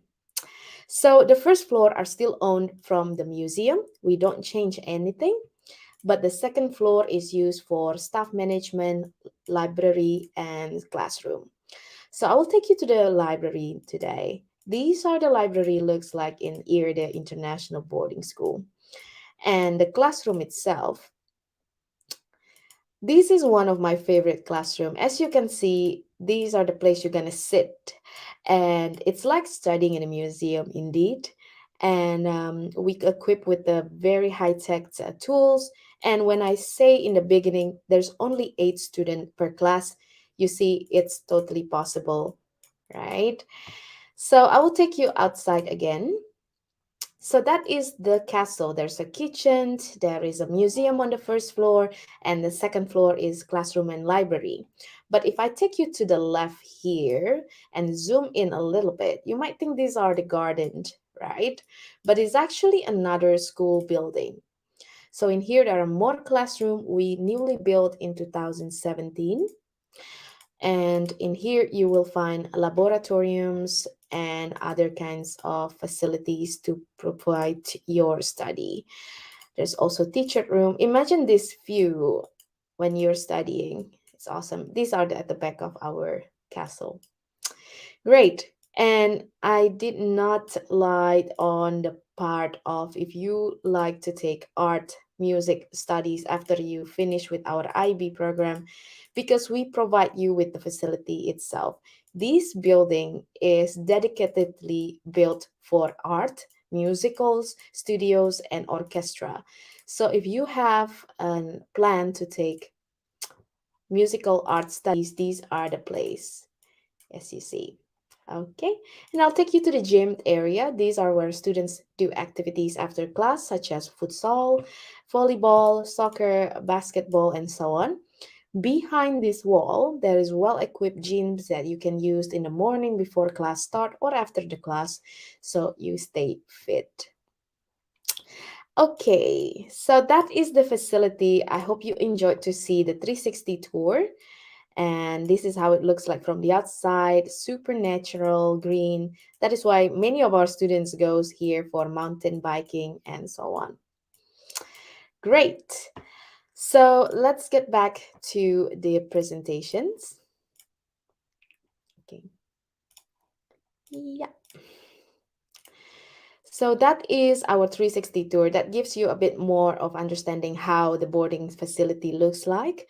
And we are supervising you with a study block in the evening, and also minimum age to start boarding schools with us is 12 years old, and they have to hold EU passport. But for the non-EU passport, they will have to start minimum 15 years old, and we will apply the visa for you. So the price for our school, I would like to show you the blocked area. The tuition fee for high school IB diploma would be 22,950 for a year, and the full boarding fee is 29,100. So for a total 1 year of your study, it will cost you 52,000 euro per year. Okay, and then if you're studying for IB diploma, that will take you 2 years until you graduate to university. Let's take a look on the requirements, what it would be for you to fulfill before you registered with our school. There is IELTS, of course. The IB program would ask you to fulfill 6.0 IELTS, but if it's below 6.0, you can always start with our foundation IB, which sometimes takes only 6 months. So for you to finish your IB diploma till university level is 2.5 years if your IELTS below 6.0. Some countries we considered case by case if they would like to submit their language test other than IELTS. Okay, and then there's academic transcript. So your grade 10, okay, the grade 10 academic transcript, 6 subject should be C or higher. If you are coming from international schools, so you don't have to show the IELTS, you have to show that on the 6 subjects there is subject English that is C or higher. Okay, so after these 2 documents submitted to us, we will consider you as a candidate. We will organize an interview with you. There will be no entrance test and there is no fee for the interview. This interview is basically to show that you are motivated and what is your goal. So we have a students last week to interview. They wanted to take architecture study in the Netherlands. And in this interview, we decide to make a priority subject math and physics for her. So that is the interview purposes. Okay. And after the interview, the IB coordinator would get back to us and say, okay, the students is motivated, have a great opportunity and potentials.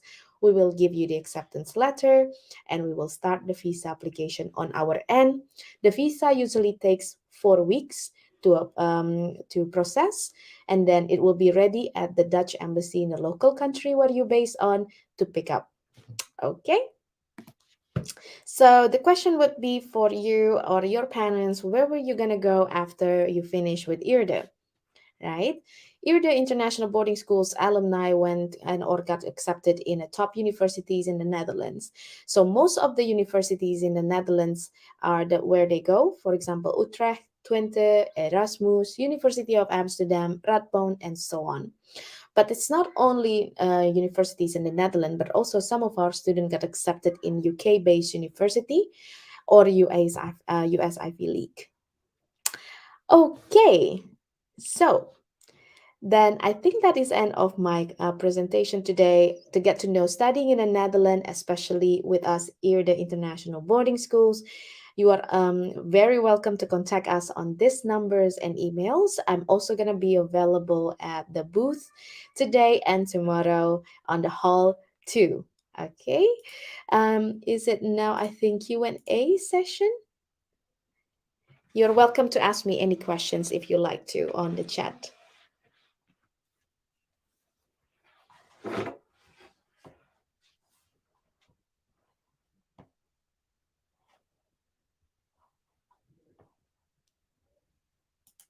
Okay, perfect. So all clear. And thank you very much. I hope to see you at the booth and I hope to see you in the Netherlands and stay safe. Bye-bye.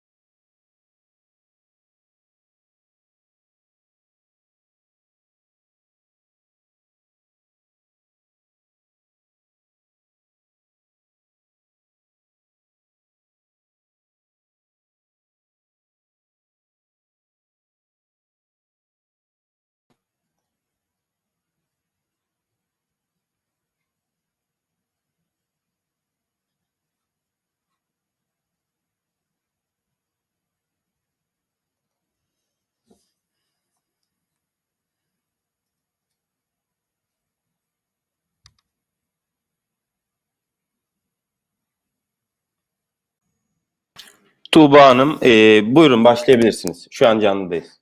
Teşekkür ederim. Şimdi merhabalar. Öncelikle bu güzel fuara ev sahipliği yaptığınız ve bizleri burada ağırladığınız için çok teşekkür ediyorum. Ben TAI International Institute'den Admission ve Recruitment yetkilisiyim. Umarım şu an bizi izleyen öğrencilerimiz de benim kadar heyecanlıdır. Öncelikle biraz kendimden bahsetmek istiyorum. Yaklaşık 13 yıl önce Kanada'ya okuma amaçlı geldim. Daha sonra burada kalmaya karar verdim. Çünkü Kanada'nın doğasının inanılmaz güzel oluşu beni çok etkilemişti. Umarım güzel deneyimi de bütün izleyen öğrencilerimizle beraber elde etme şansı buluruz. İçerik olarak şimdi bahsedeceğimiz konular arasında TAI'nin avantajları, TAI program detayları, mezuniyet raporları, OSSD kayıt süreci, bu diplomadan bahsedeceğiz. Konaklama seçenekleri ve TAI etkinlikleri yer alacak. Biraz okul müdürümüzden bahsetmek istiyorum. Okul müdürümüz kendisi bir süre Türkiye'de yaşamış. O yüzden Türk kültürüne hiç yabancı değil. Kendisini bu kadar başarılı kılan prensiplerden bir tanesi öğrenci başarı odaklı bir eğitim sistemine benimsemesi ve bir diğeri ise liderlik benliklerinin oluşmasında kuvvetlenmesinde gereken adımların atılması gerektiğini düşünmekte. TAI'nin avantajlarından bahsetmek istiyorum biraz. Lokasyon olarak TAI çok merkezi bir yerde bulunuyor. Bundan daha sonra tekrar yine bahsedeceğiz detaylı olarak. Çok kültürlü bir yapıya sahip oluşu, kapsamlı müfredatı ve esnek girişlerine sahip oluyor olması, üniversiteler tarafından tanınıyor olması da öncelikli aslında bir özellik, bir avantaj. Kabul oranının çok yüksek olması, bütün başvuran öğrencilerimiz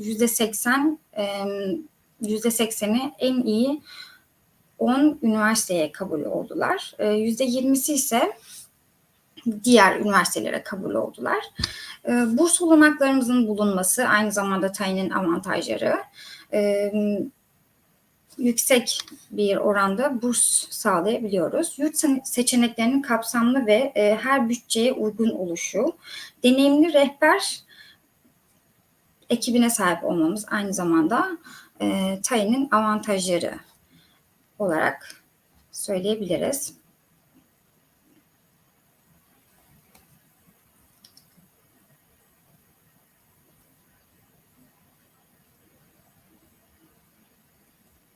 Çok pardon.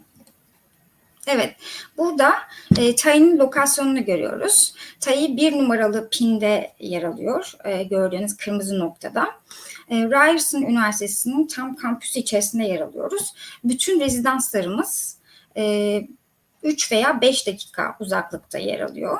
Aynı zamanda bütün sosyal etkinlikler, sanat galerileri, spor aktivitelerine çok yakın bir yerde bulunmaktayız. Yürüyerek öğrencilerin çok rahat ulaşabilecekleri bir yerdeyiz. Aynı zamanda rezidanslarda kalan öğrenciler öğlen yemeklerinde rezidanslarda verilen yemekleri gidip kendi lokasyonlarında yemek yiyip tekrar geri gelebiliyorlar. Yemekler aynı zamanda okulumuzda da yenebiliyor. Bir sonrakinde şimdi bahsedeceğim şey esnek girişler. Öğrenciler şöyle söyleyeyim.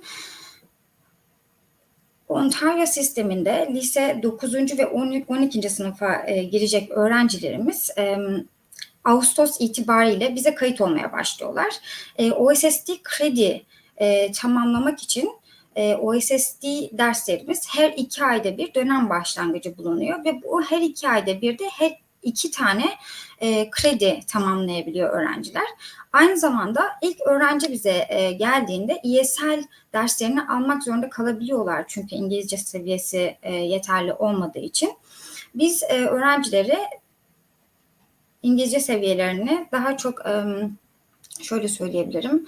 Buradaki 11. sınıf seviyesine getirip daha sonra OSSD derslerini başlatıyoruz. O yüzden ilk önce ISL ve daha sonra OSSD derslerini alıp öğrenciler devam ediyorlar okullarına burada. OSSD diploma programı nedir? OSSD programı öncelikle ülkelerinde liseden mezun olmamış öğrenciler için hazırlanmıştır. Burada ön koşullar var aslında Ontario Secondary School diploma alabilmeniz için. Bunlardan bir tanesi 30 krediyi tamamlamış olmanız. Volunteer work dediğimiz gönüllü çalışma, bu 40 saatten oluşuyor. Bunu tamamlamış olmanız gerekiyor. Aynı zamanda OSSLT test dediğimiz bu testi vermeniz gerekiyor. Daha sonrasında öğrencimiz diplomaya hak sahibi oluyor. Burada gördüğümüz dersler TAI programında TAI'de alabileceğiniz dersleri görmekteyiz. Sadece bir örnek, dediğim gibi ilk önce öğrenci ESL programına dahil oluyor. 10. sınıf, 11. sınıf ve 12. sınıfta alabileceğiniz dersler sayısı. Burada bir şeye dikkat etmek istiyorum şu an. ENG for You, SBI for You gibi dersleri burada özellikle yazdım, kurs kodları bunlar. Bunlarla aslında öğrenci üniversiteye kabul oluyor. Bunlardan 6 tanesini tamamlamış olmanız gerekiyor ki üniversite başvurularında başarılı bir başvuru olsun ve kabul olsun. Daha sonrasında ENG for You, SBI for You, MHA for You, bu tarz dersler her alana göre farklılık göstermekte. Mesela öğrenci diyelim ki mühendislik okumak istiyor. Mühendislik okumak isteyen öğrencimiz daha fazla sayısal ağırlıklı derslerini seçmesi gerekiyor. Tam da bu sırada aslında TAI'de sunulan eğitim danışmanlarının, rehberlik danışmanları size bu sırada çok destek sağlıyor. Onların desteğiyle de seçmiş olduğunuz dersler aslında sizi üniversitedeki başarınızı sağlıyor. UPC programı bir sonraki program. TAI'de bulunan ikinci program bu da. Bu programa dahil olabilmeniz için ilk önce liseden mezun olmuş olmanız gerekiyor. Çünkü UPC programı aslında University Preparation Course Program olarak geçiyor. Mezun olmuş olmanız lazım. Daha sonrasında gene dediğim gibi OSSD programındaki gibi ESL öğreniminizi alıyorsunuz. İlk 3 aya tekabül ediyor bu. İşte diyelim ki burada yine örnek tabloda görüyorsunuz. Eylül ayında gelmişseniz eğer Kasım ayına kadar ESL öğreniminizi tamamlıyorsunuz. Daha sonrasında For You derslerini almak zorundasınız. Demiş olduğum gibi 6 ay boyunca bu For You derslerinizin seçimini yapıyorsunuz. Akademik planlamalar doğrultusunda. Rehber danışmanlarımız zaten size bu konuda destek veriyorlar. Daha sonrasında üniversite başvurularınız aynı zamanda derslerinizi aldığınız zamanlarda gerçekleşiyor. Derslerinizi alırken aynı zamanda IELTS ve TOEFL sınavına da girmek zorundasınız. Bunları da çünkü üniversite başvurularında bunlar çok önemli. Talep edilen evraklardan bir tanesi. Daha sonrasında şimdi Türkiye'deki müfredatla buradaki müfredat arasında birazcık farklılık olduğu için daha sonrasında bu 6 tane FOYU dersini aldıktan sonra 2-3 tane daha ders alabilirsiniz. O yüzden burada zaten sarı ile belirtilen yerde görüyoruz.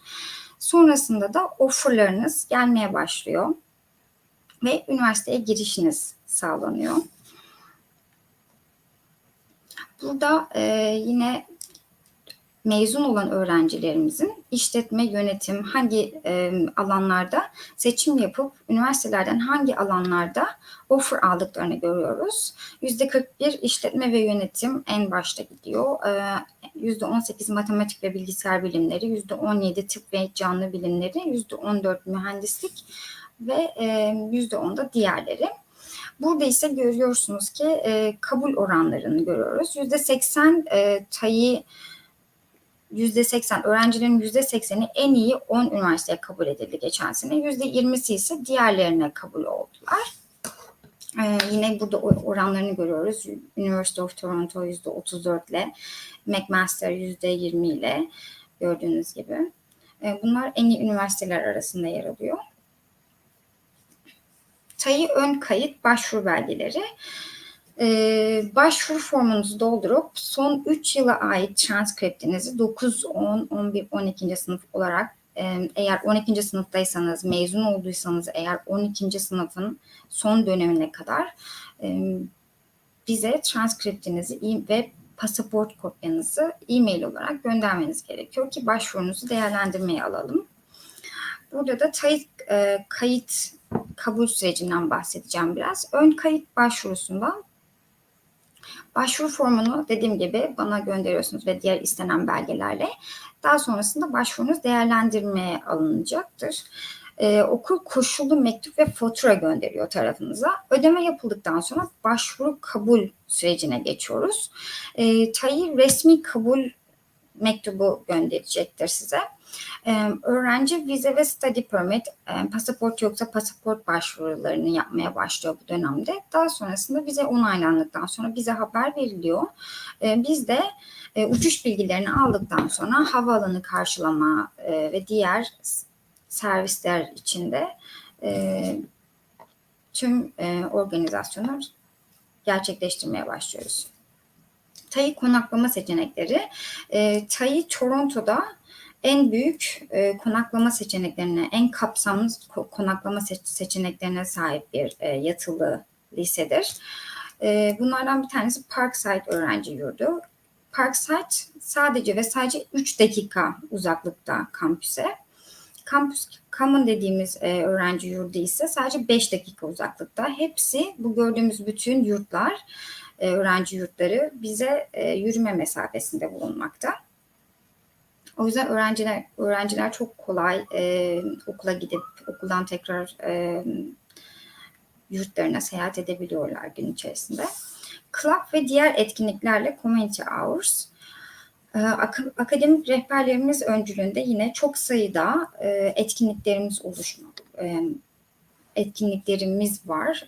Bu şekilde öğrenciler dediğim gibi bu gönüllü çalışma saatlerini bu şekilde tamamlama fırsatını buluyorlar. Çünkü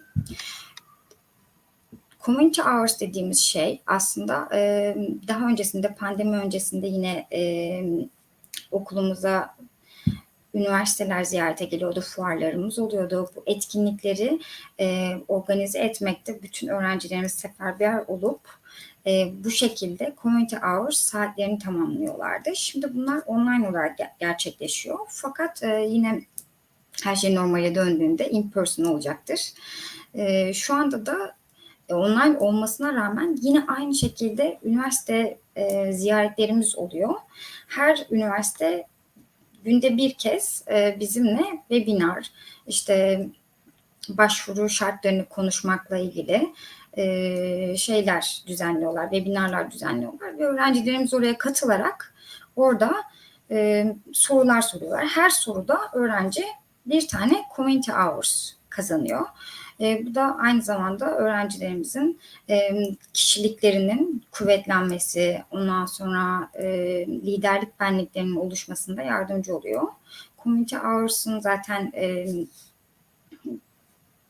diploma almak için koşul sayılmasının sebeplerinden bir tanesi de budur. Öğrencilerin sistemde yer almasını sağlamak için dizayn edilmiştir. Burada da TAİ'de gerçekleşen etkinliklerden görüyoruz. Prom gecesi etkinliği, drama kulübü, go-kart etkinliği, paintball, öğrencilerin kendilerini düzenlediği ve beraber herkesin gittiği etkinliklerden futbol klaplarımız, art klaplarımız, sonra skating yaptığımız dramatic arts also, o da aktivitelerimizden bir tanesiydi. Daniel'dan bahsetmek istiyorum. Daniel bizden mezun olan bir öğrenci. Şu an Toronto Üniversitesi'nde kendisi. Ukrayna'dan katılıyordu. Kabul aldığı üniversiteler arasında Toronto Üniversitesi, York Üniversitesi ve Ryerson Üniversitesi var. Ve Daniel Toronto Üniversitesi'ne girmeyi kabul etti. Burada da gördüğümüz gibi üniversitelere başvuru yapıyorsunuz. Sadece bir tane üniversiteye değil, birçok üniversiteye başvuru yapıp onlardan gelen offerlara göre kendiniz seçme hakkına sahip oluyorsunuz. O yüzden bu çok büyük bir avantaj aslında Kanada sistemi için. Kanada'da okumak, Kanada'da üniversiteye gitmek, yarış halinde değilsiniz. Sadece sizin ortalama başarı puanınıza göre, lisede verdiğiniz performansa göre seçiliyorsunuz. O yüzden burada üniversiteye giriş tahmin ediyorum Türkiye'dekinden daha kolay olacaktır. Şimdi çok teşekkür ederim. Benim sunumum bu kadardı. Bana sorular sormak isterseniz cevaplayabilirim.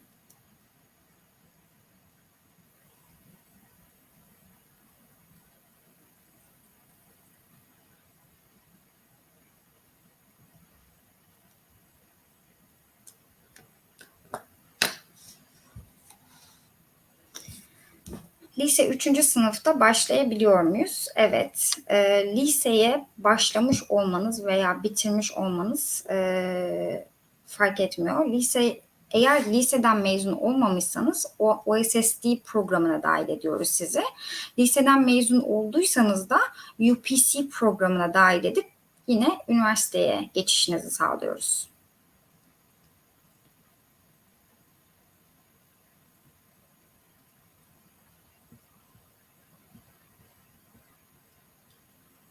Başka sorularınız varsa alabilirim.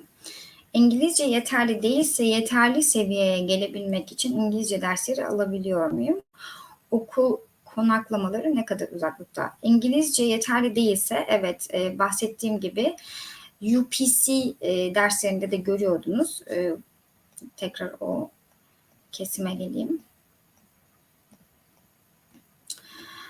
Öğrenci ilk başta geldiğinde Kanada'ya vardıktan sonra İngilizce yeterlilik sınavına tabi tutuluyor.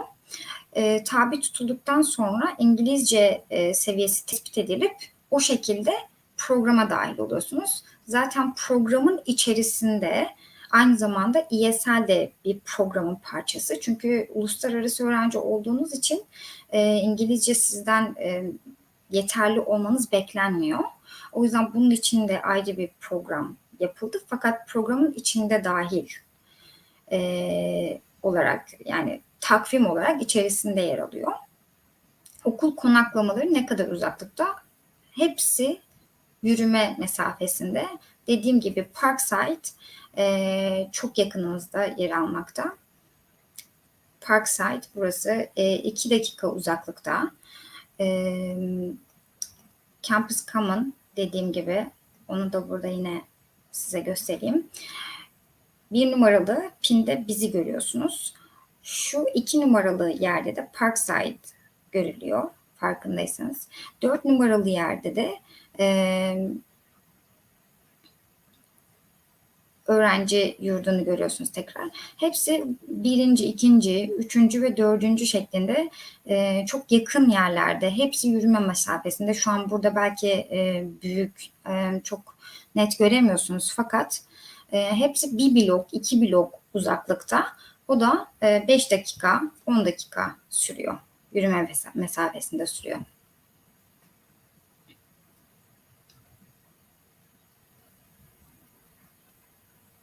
Başka sorunuz varsa yine alabilirim.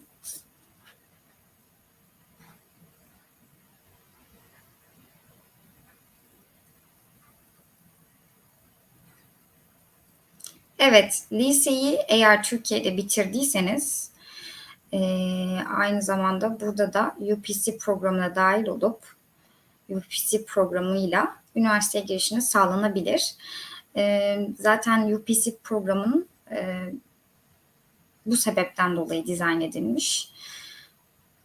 mezun oluyorsunuz. Mezun olduktan sonra buraya gelip buradaki sisteme sizi entegre ediliyor. Daha sonrasında derslerinizi alıp üniversiteye girişiniz sağlanıyor.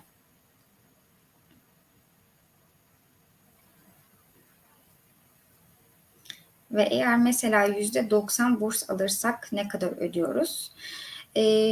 Öğrenciden öğrenciye, öğrencinin kredi transferlerine göre öğrencinin ödemesi gereken miktar değişmekte. O yüzden transkriptlerinizi inceleyip ne kadar kredi transferi yapabildiğinize bakmamız gerekiyor. Eğer bana mail atarsanız detaylı olarak inceler, size bu konuda yardımcı olabilirim. Sınava nasıl giriyorsunuz? Giriyoruz. Hangi sınavdan bahsediyorsunuz Nursena Hanım?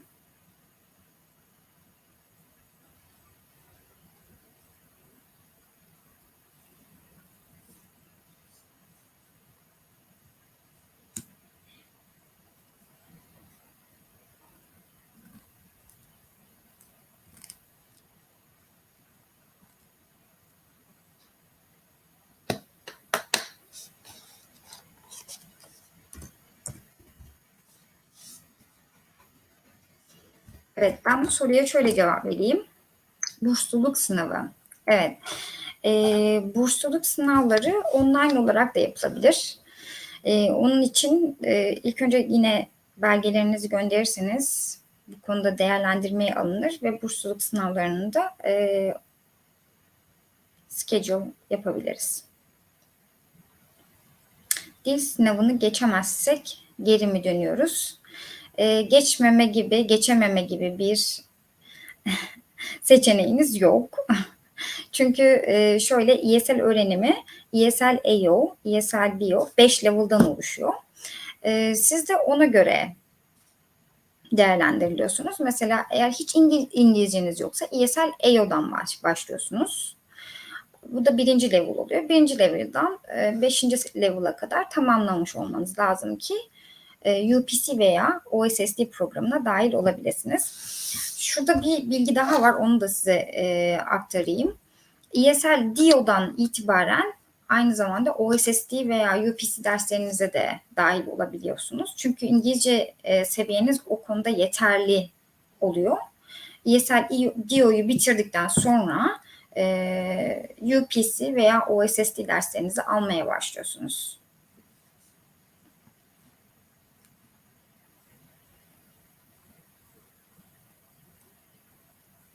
%100 burs alabiliyor muyuz? Ortalama bir öğrenciyim. %100 burs alabilmek için çok güçlü bir portfolyoya sahip olmanız gerekiyor en başta. Not ortalamanızın çok yüksek olması gerekiyor. Çünkü çok competition var burada. Bu yüzden bu bursluluk sınavları veya işte portfolyonuzun buraya sunulması, orada katıldığınız etkinlikler, başarılarınız, aldığınız madalyalar varsa, katıldığınız matematik dalında veya başka dallarda katıldığınız yarışmalar varsa, yarışmalarda nasıl başarıya ulaştığınıza dair bunların hepsinin bir sunumunu hazırlamış olmanız gerekiyor ki biz ona göre değerlendirmeye alalım. %100 bursluluk bu şekilde oluyor. Ben çok teşekkür ediyorum bizi ağırladığınız için. Sorularınız daha olursa lütfen bana e-mail atın. E-maillerinize geri dönerim. Her zaman benimle iletişime geçebilirsiniz. Çok teşekkür ederim.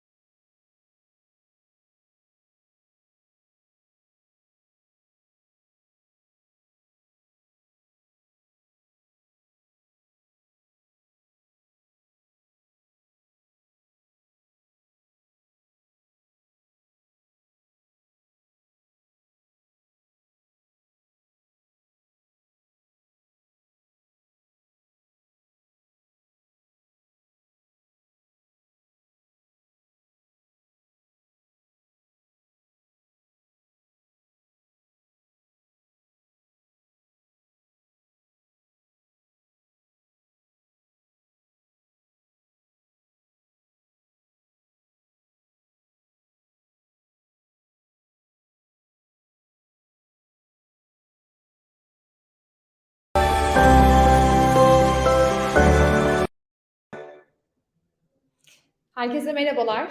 İHSO Yurtdışı Eğitim Lise günlerinden hepinize tekrardan katılımlarınız için çok teşekkür ettiğimiz bir gün geçirdik. N+Abroad Yurtdışı Eğitim Danışmanlığından Şevval benim ismim. Bugün İHSO'da sizler değerli katılımcı okullarımızla ve aynı zamanda da N+Abroad standında merak ettiğiniz soruları sorarken aynı zamanda da günün son seminerine, ilk günün son seminerine biraz daha hem genel cevap aradığınız sorular hem de okullarımızı, katılımcı okullarımızın bağlı oldukları ülkelere ve lise sistemlerine daha iyi tanıtabilmek amacıyla bir seminer organizasyonu yapmak istedik. Aslında sunumumuzun içinde birçok aklınıza takılan soruya yanıt bulacağınızı düşünüyoruz. Ama yine de aklınıza takılan, daha detaylı bilgi almak istediğiniz bir soru olursa lütfen chat kısmından bizlerle paylaşmayı unutmayın. YouTube'dan şu anda bizi canlı izleyen arkadaşlarımız varsa da bizimle yorumlar kısmından sorularını paylaşabilirler. Bildiğiniz gibi İHSO etkinliklerini yaklaşık son 3 senedir Türkiye'de ilk ve tek olarak N+Abroad Yurtdışı Eğitim Danışmanlığı olarak gerçekleştiriyoruz. Ana ajandası biziz bu organizasyonun. Bunun yanı sıra da aynı zamanda İHSO organizasyonlarını VEF altyapısıyla yani VEF sayesinde online olarak pandemi sürecinden dolayı geçtiğimiz yıldan beri sizlerin evlerinde misafir etmeye çalışıyoruz. Ve tabii ki bunları yaparken de planlarınızı aynı zamanda hayata geçirmeniz için destek olduğumuzu düşünüyoruz. Ama her şeyden önce N+Abroad Yurtdışı Eğitim ve Danışmanlık kimdir? Bu soruya biraz cevap arayacağız beraber.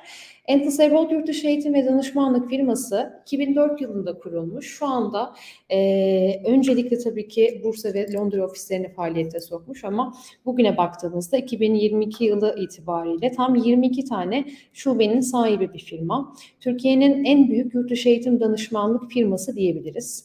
Bunun yanı sıra aslında bu etkinlik biraz daha lise programlarına özel düzenlenmiş bir etkinlik ama bunların yanında faaliyetini yürüttüğümüz kurs türlerimize yardımcı olduğumuz programlara baktığımızda yurtdışı dil eğitimleri, mesleki eğitim programları, lisans programları, yüksek lisans programları, sınav hazırlık kurslarımız, sadece N+Abroad ailesine özel her şey dahil programlarımız, yaz okulu kurslarımız, tematik kış okulu, Easter sömestrlerine özel grup programlarımız, Erasmus staj faaliyetlerimiz, Work and Study programlarımız, yurt dışı sertifika diploma programlarımız, Work and Study programlarımız ve tabii ki sürecin olmazsa olmazı vize danışmanlığı faaliyetlerimizle yıllardır aslında siz değerli öğrencilerimize faaliyet veriyoruz.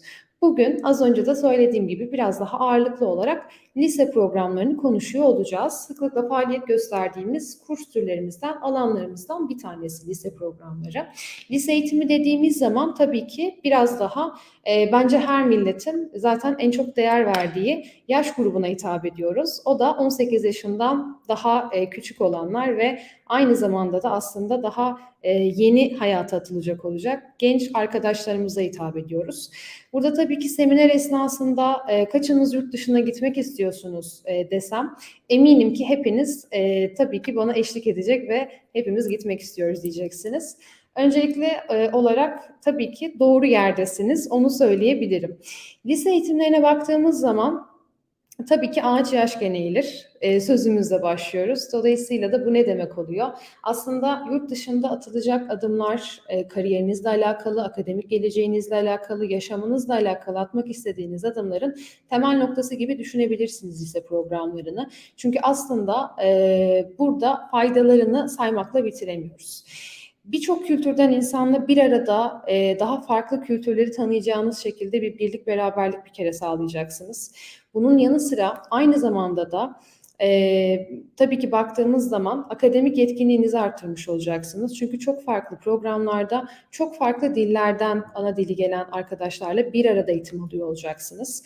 Ve aynı zamanda da bağlı olduğunuz ülkenin sunduğu lise programına yönelik farklı dillerde de İngilizcenin dışında farklı dillerde de aslında iyi derecede dilinizi geliştirebiliyor olacaksınız. Bunların yanı sıra tabii ki en büyük artılarından bir tanesi özgüvene sağlamış olduğu katkı. Burada insanın gerçekten kendine duyduğu güven duygusunu arttıran bir program lise programı. Çünkü şöyle düşünün, 14-15'li yaşlarda yurt dışına belki de ilk defa o kadar uzun süreli çıkıyor olacaksınız. Bunun yanı sıra bizler tabii ki Endless Abroad Yurtdışı Eğitim Danışmanlığı olarak sizlere ve tabii ki partnerimiz olan okullar birçok desteği sağlıyor olacağız. Ama ne yaparsanız yapın her şeyi kendi başarınız olarak adledeceğiniz, aslında hayata atıldığınız ilk dönem olarak da düşünebilirsiniz bu süreci. Bu yüzden özellikle akademik hedefi biraz daha yüksek olan, kariyer başarısı konusunda üniversiteyle alakalı biraz daha planları geleceğe yönelik ve yurt dışına yönelik olan öğrencilerin kesinlikle o yaşlarda deneyimlemesi gereken bir tecrübe süreci olduğuna inanıyoruz bu programların. Sizlerin bir akademik yıl içerisinde dersler arasında boğulmadan, bence bu kısım çok önemli. Çünkü özellikle yurt dışına gönderdiğimiz öğrencilerden bu kısımla alakalı çok çok güzel geri dönüşler alıyoruz. Yani örneğin Kanada'da bir lise öğrencisi Türkiye'deki normal ders yüküne baktığında bunlara kıyasla çok daha az sayıda dersler alıyor. Yani dönemlik 3-4 dersle aslında bir dönemi tamamlayabiliyor. Buradaki temel amacın sizin hayatta başarılı olacağınız, kendi yeteneklerinize hitap eden meslek sürecini sizleri daha kolay karar vermek ve ilgi alanlarınızı, iyi yanlarınızı daha da iyi parlatacak şekilde eğitmek olduğunu unutmadan daha az ders yüküyle sizleri aslında gelecekte çalışmak istediğiniz alana hazırlayan programlar ve ders müfredatlarına sahip olduğunu söyleyebiliriz. Yurt dışındaki lise programlarının ve müfredatlarının. Tüm bunların yanı sıra az önce biraz daha akademik hedefi yüksek olan öğrenci grubundan bahsettim.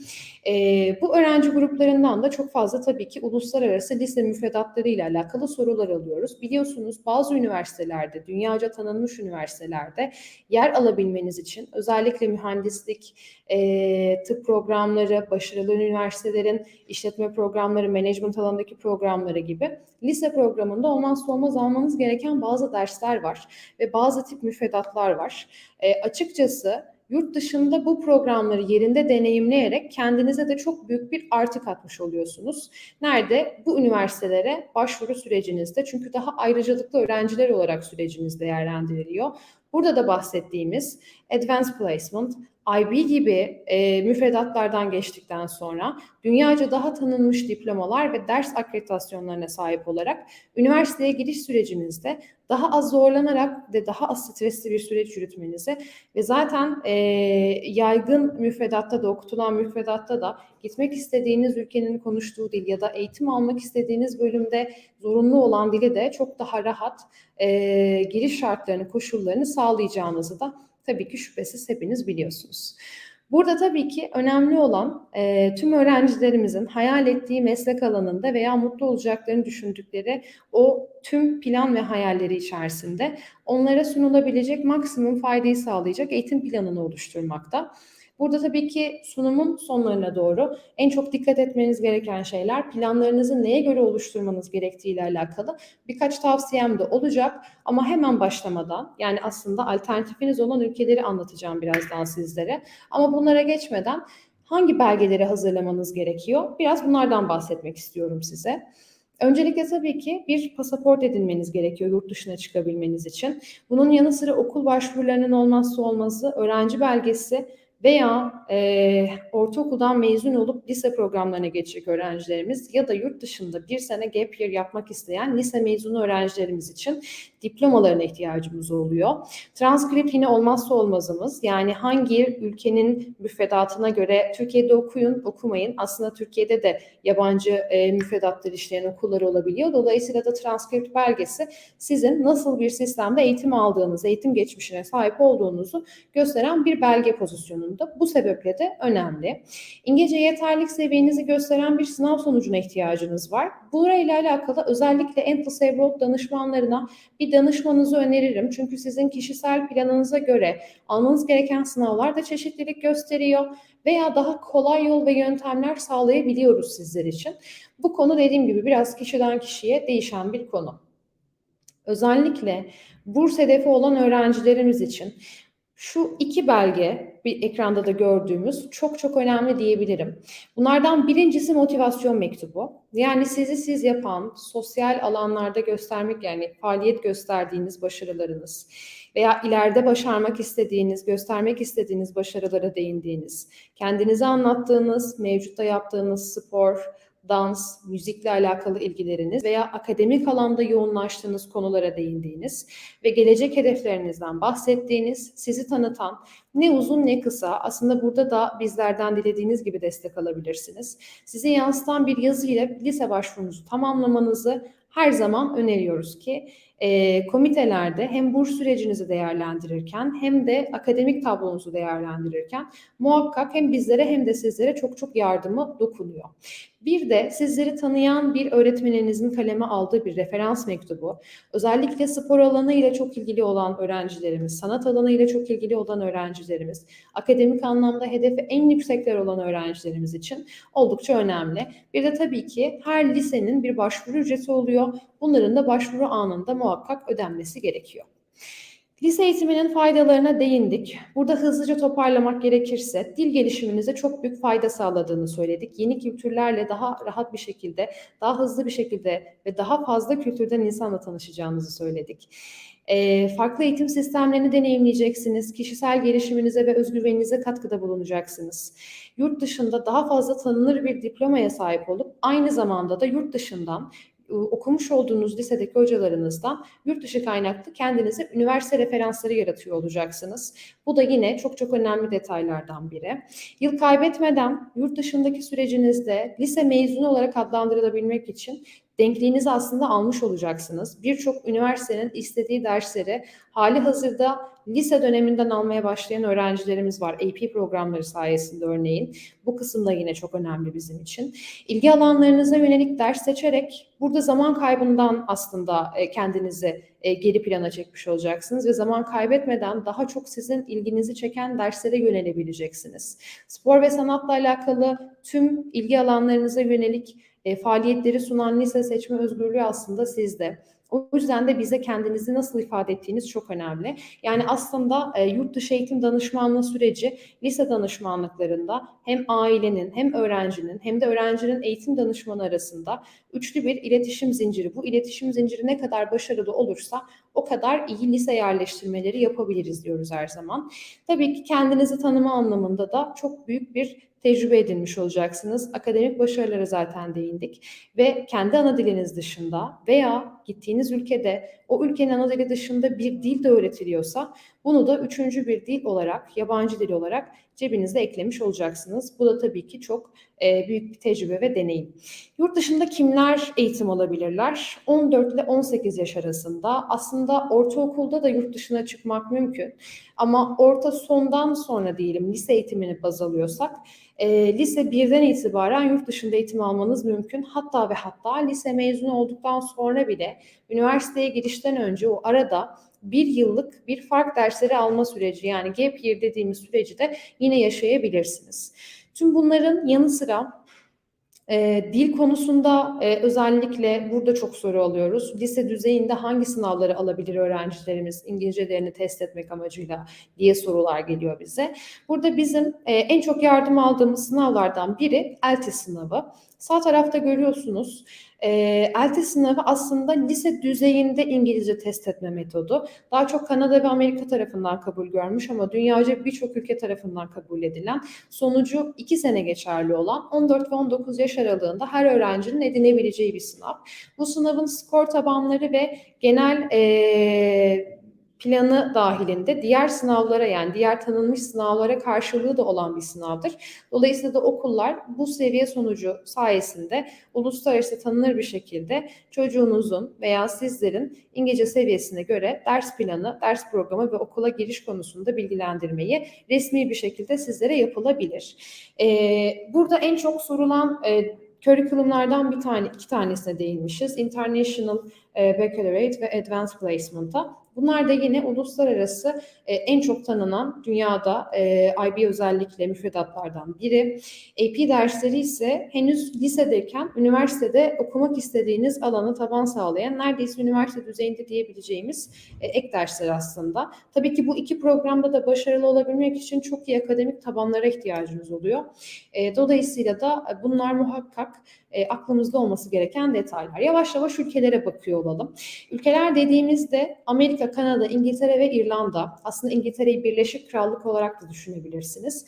Ve Avrupa ülkeleri 5. basamakta görüyoruz. Hızlıca Amerika tarafına doğru geliyorum. Bu arada buraya kadar sorularınız varsa mutlaka chat kısmında bizimle paylaşın. Ben seminer sonunda aslında soruları yanıtlandırmayı düşünüyorum. Ama özellikle nokta atışı sorular da gelirse aralarda bölerek onları da konuyu çok dağıtmadan yanıtlamaya çalışırım. Amerika tabii ki Türkiye'de en çok talep gören ülkelerden bir tanesi. Lise eğitim programı denildiğinde aslında lise değişim programları ve komple liseyi orada okumak gibi düşünebilirsiniz. İki ayrım yapabiliriz burada. Öğrencileri özellikle yaşamda özgürlükçü bir ülke olması, çok iyi akademik başarıya sahip ve kariyer başarısına sahip üniversitelere ev sahipliği yapması.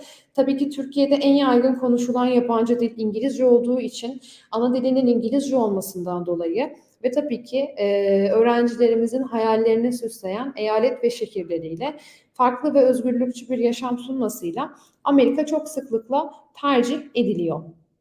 İşin maliyet kısmına baktığımız zaman aslında Amerika'da da devlet ve özel lise sistemi yine bizde olduğu gibi ayrılıyor. Fakat burada sadece minik bir belki uyarı yapmamız gerekebilir. Amerika'da devlet liselerinde yalnızca 1 yıl eğitim alabiliyor uluslararası öğrenciler. Özel liselerde ise de herhangi bir kesinti olmaksızın full liseyi orada tamamlayabiliyorsunuz. Dolayısıyla da devlet lise programlarını biraz daha lise değişim programları gibi düşünebilirsiniz. Yani burada 9. sınıfı okudunuz, 10. sınıfı okumaya bir devlet okuluna gittiniz Amerika'da. Sonrasında devlet okullarında daha fazla devam edemediğiniz bir süreciniz oluyor. Bu değişim programlarına değinmişken de 1 yıl veya bir dönem olarak değişim programlarına katılabiliyorsunuz. Bununla alakalı da hiçbir problem yok. Maliyetlere gelecek olursak, maliyetler yıllık olarak devlet liselerinde konaklama, sağlık maliyetleri, havalimanı transferleri dahil 17.000 dolarla 44.000 dolar arasında değişiyor. Özel liselerde ise yıllık ortalama maliyetler 35.000 dolarla 59.000 dolar arasında değişiyor demişiz ama burada bir üst limit koymak tabii ki mümkün değil. Gerçekten çok butik, çok akademik anlamda kaliteli liselerin bir tık daha 59.000'in üzerine çıktığını görebiliyoruz ama burada tabii ki Türk öğrencilerden gelen burs soruları ve ailelerden gelen özellikle başarılı, kendini belirli bir alanda kanıtlamış. Burada başarılı derken şunun altını da özellikle çizmek istiyorum. Sadece akademik başarıdan bahsetmiyorum. Spor alanında başarılı olabilirsiniz, sanat alanında başarılı olabilirsiniz. Hayatın her alanında aslında yer verdiğimiz ve bizlerin, yetişkinlerin başarı olarak gördüğü veya sizin kendinizi kanıtladığınız alanlarda kendinizi ifade edebildiğiniz ve bununla alakalı ekstra evraklar sunabildiğiniz sürece bu konularda sizleri destekleyen fon ve kuruluşların yardımıyla burs başvuruları da yapabiliriz. Bu burs başvurularıyla da ekranda görmüş olduğunuz masrafları yaklaşık %50, %55 bazen bazı öğrencilerimiz için %60'a varacak şekilde maliyetleri düşürecek başarı bursları da almamız mümkün. Bazı okullarınsa sadece milliyet burslarıyla aslında Türk öğrenci olmamızın bile yettiği burs programları var. Mutlaka IHSO'daki yarın da devam edecek biliyorsunuz fuarımız. IHSO fuarımızdaki Amerika liselerine muhakkak bir uğrayın ve temsilcilerine hazır yakalamışken bu konularla alakalı kendi sürecinizle ilgili bilgilerinizi sunun derim. Amerika'da eğitim almanın nasıl bir avantajı olabilir bize? Biraz giriş yaptık burada ama Amerika eğitim sisteminden biraz daha bahsedersek daha da süreç kafada netleşir diye düşünüyorum. Amerika'da lise eğitimi 4 sene sürüyor. Buradaki süreç aslında Türkiye'de de 4 sene, orada da 4 sene. Tabii ki verilen derslerin denkliği, birebir karşılığı hem var hem de biraz daha Türkiye sisteminden Amerika sistemine geçtiğinizde farklı derslerde almanız gerekiyor. Özellikle Amerikan lise diplomasına sahip olmak istiyorum diyorsanız. Tabii ki burada bir tık daha Oradaki liselerin AP dediğimiz derslerle çoğu az önce de bahsetmiştik. Üniversite düzeyindeki dersi tabii ki düzeye uygun olan öğrencilere akademik anlamda lise son sınıfta son 2 senede sunabildiğini görüyoruz. Bu da tabii ki çok büyük bir avantaj. Gelelim Kanada kısmına. Kanada'da lise eğitimi aslında Amerika ile çok benzer nedenlerle tercih ediliyor ama burada belki Kanada lise eğitim sisteminin şöyle bir ekstra durumu olabilir. O da maliyetler konusunda tabii ki Kanada doları kurundan dolayı Türkiye'deki öğrenci ve veliler için bir tık daha uygun fiyatlar sunuyor diyebiliriz aslında Kanada için de. Kanada'da lise eğitimi dünyaca yine Amerika lise diploması gibi dünyanın birçok ülkesi tarafından tanınan bir diploma. Dolayısıyla da bu anlamda çok büyük avantajlara sahip oluyorsunuz diplomayı edindiğinizde. Burada özellikle Kanada'nın ileriye yönelik göç ve göçmenlik politikaları, yine akademik anlamda çok başarılı üniversiteleri, burada tabii ki Kanada dediğimizde bir sistem daha devreye giriyor. Aslında Amerika'da da var bu sistem ama Türkiye'den talebin bir tık daha fazla olduğunu söyleyebilirim. Kanada'daki devlet kolejlerine, yani hem lisans programı sunan hem de hızlı bir şekilde sizleri meslek hayatına hazırlayan programlar sunuyor bu üniversiteler. Üniversite seviyesinde kolejler aslında, öyle söyleyelim. Aslında Kanada'daki akademik hayatla alakalı şu cümleyi kurabiliriz. Lise hayatı sizleri biraz daha mutlu olacağınız yere yönlendirmeye çalışıyor. Ama higher education, yani yüksek öğrenim süreci dediğimiz zaman bu yüksek eğitim öğrenim sürecinde aslında çok daha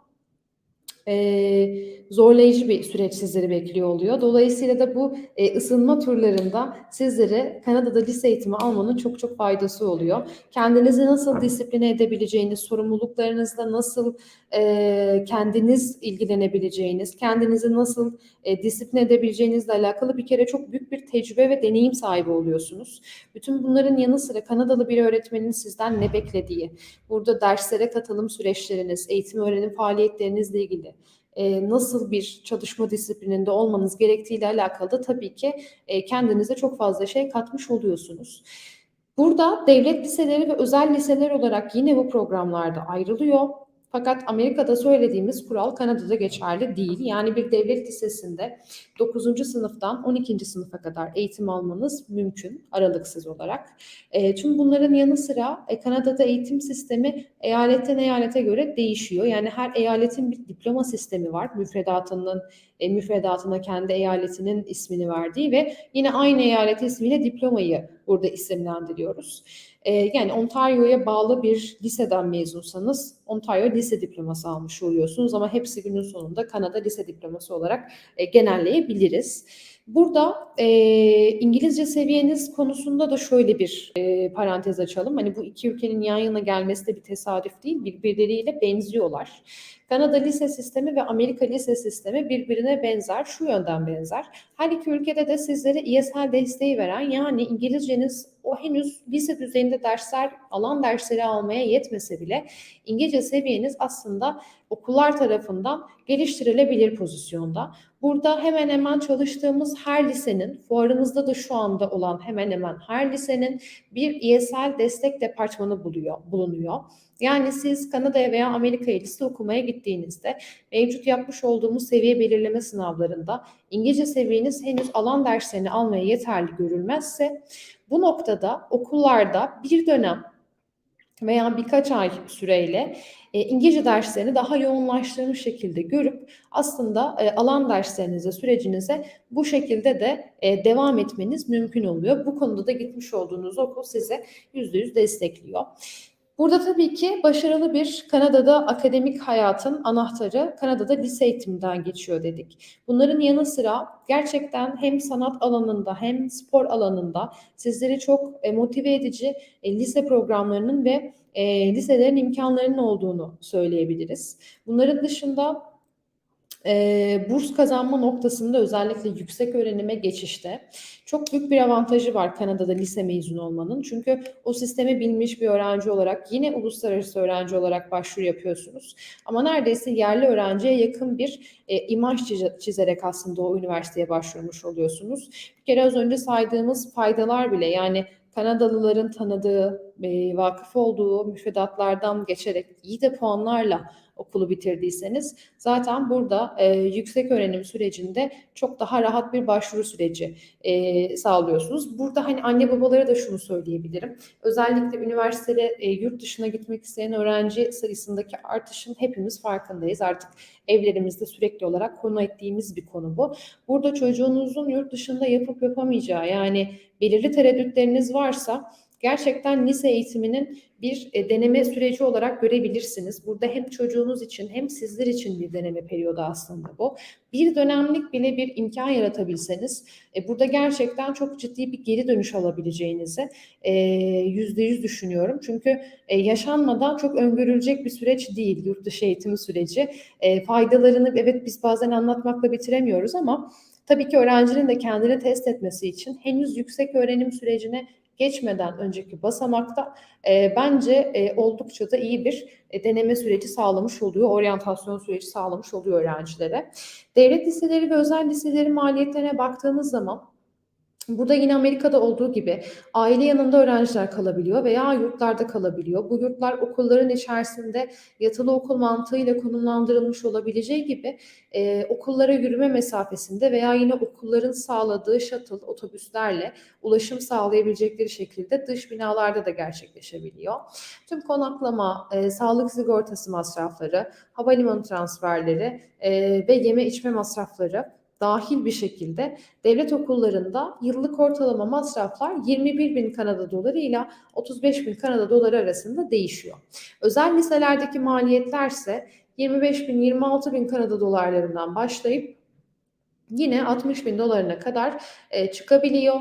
Burada yine özellikle burada da aynı şeyi söyleyeceğim. Şu anda mevcut fuarımızda bulunan liselerimizin sizlere özel sunduğu burs programları ile alakalı mutlaka ya Endless Abroad standından ya da fuarımızda bulunan liselerin tamamını mutlaka chat kısmından ulaşarak ve randevu oluşturarak, çünkü birebir görüşme imkanınız var. Bunu hep söylüyoruz. Bu çok önemli bir imkan.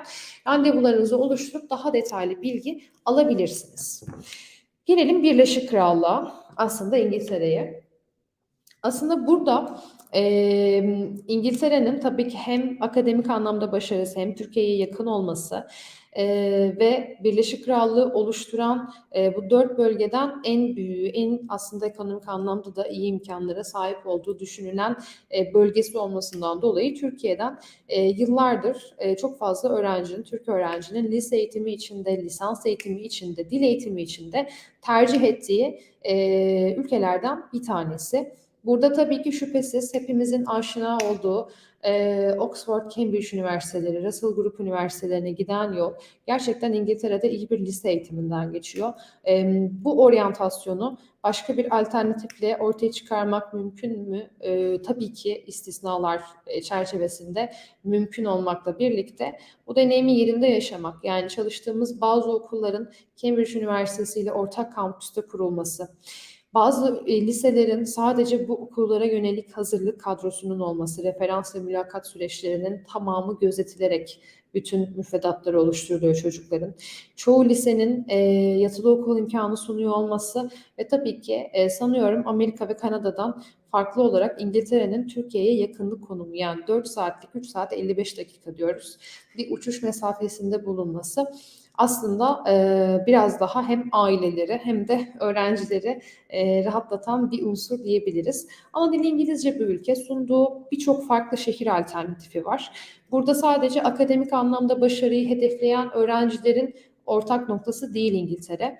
Aynı zamanda da birçok velinin, birçok öğrencinin kendini farklı alanlarda da, akademinin dışında farklı alanlarda da başarılı veya hedeflerini şekillendirdiği pozisyonda tercih ettiği bir destinasyon diyebiliriz.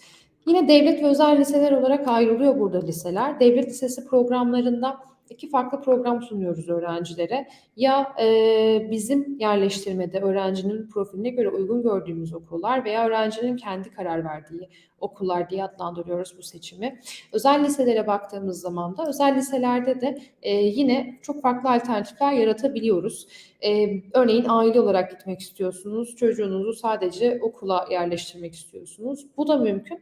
Aynı zamanda yatılı okul alternatifi de sağlayabiliyoruz öğrencilerimize. Yani kompakt bir şekilde yurdun okulla aynı binada veya aynı kampüste güvenlikli bir şekilde konumlandırıldığını gördüğümüz liselerden bahsediyoruz. İngiltere lise sistemi GCSE ve A-Level diye iki ayrı tabandan oluşuyor aslında. Türkiye'den öğrenciler giderken bizlerin önerisi özellikle burada örneğin 10. sınıfta olabilirsiniz mesela şu anda. 11. sınıfa geçiş dönemi bence önemli bir karar süreci de eş zamanlı olarak. Çünkü işler biraz daha akademikleşmeye başlıyor. Üniversite planları netleşmese bile hafif hafif şekillenmeye başlayabiliyor.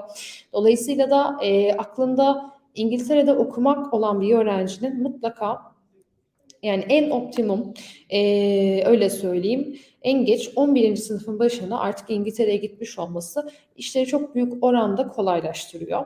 Bu demek değil ki 12'den sonra İngiltere'ye gitmek mümkün değil. Tabii ki mümkün. Ama A-Level dediğimiz seneye Türkiye'de 11. sınıfa geçtiğiniz dönemde eğer 9 ve 10. sınıfta notlarınız iyiyse kabul edilmeniz mümkün.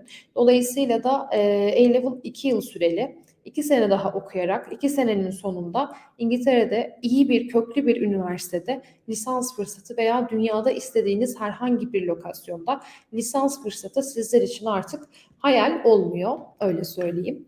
Maliyetler çok çok değişken.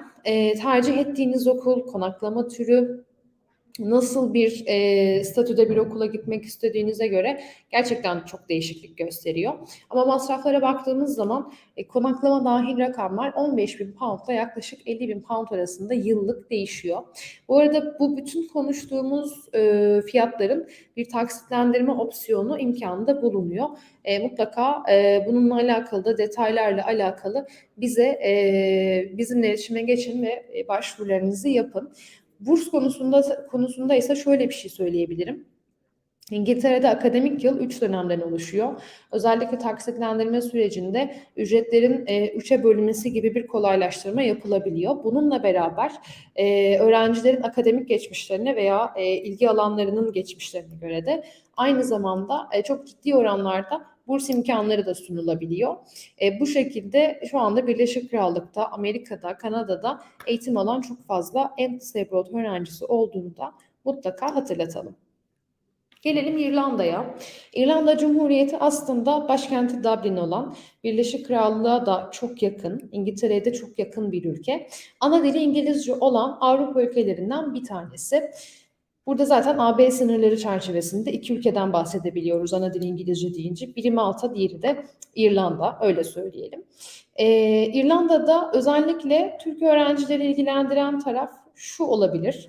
Devlet liselerinde Türkiye'den öğrencilerin eğitim alabilmeleri mümkün değil. Fakat özel liselerde devlet lisesi fiyatına bu kalitede bir eğitimi alabilmeleri mümkün. Çünkü gerçekten diğer ülkelere kıyasla özel lise fiyatlarının çok daha uygun olduğu bir ülke. Peki neden İrlanda? İrlanda tabii ki nüfusu ve suç oranı bakımından dünyanın en güvenli ülkelerinden bir tanesi. Başkent Dublin, Cork, Galway gibi birbirinden eşsiz doğa manzaralarına sahip, aynı zamanda da güvenlik imkanlarının sıklaştırıldığı şehirlere ve çok güzel alternatiflere sahip bir ülkeden bahsediyoruz. Tabii ki dünyaca tanınmış bir diplomaya sahipler. İrlanda lise diplomasını alabilmek için orada yine öğrencilerimizin lise süreçlerine başlayıp devam etmeleri, en azından son seneyi ve lise bitirme sınavını geçerek ilerlemeleri gerekiyor.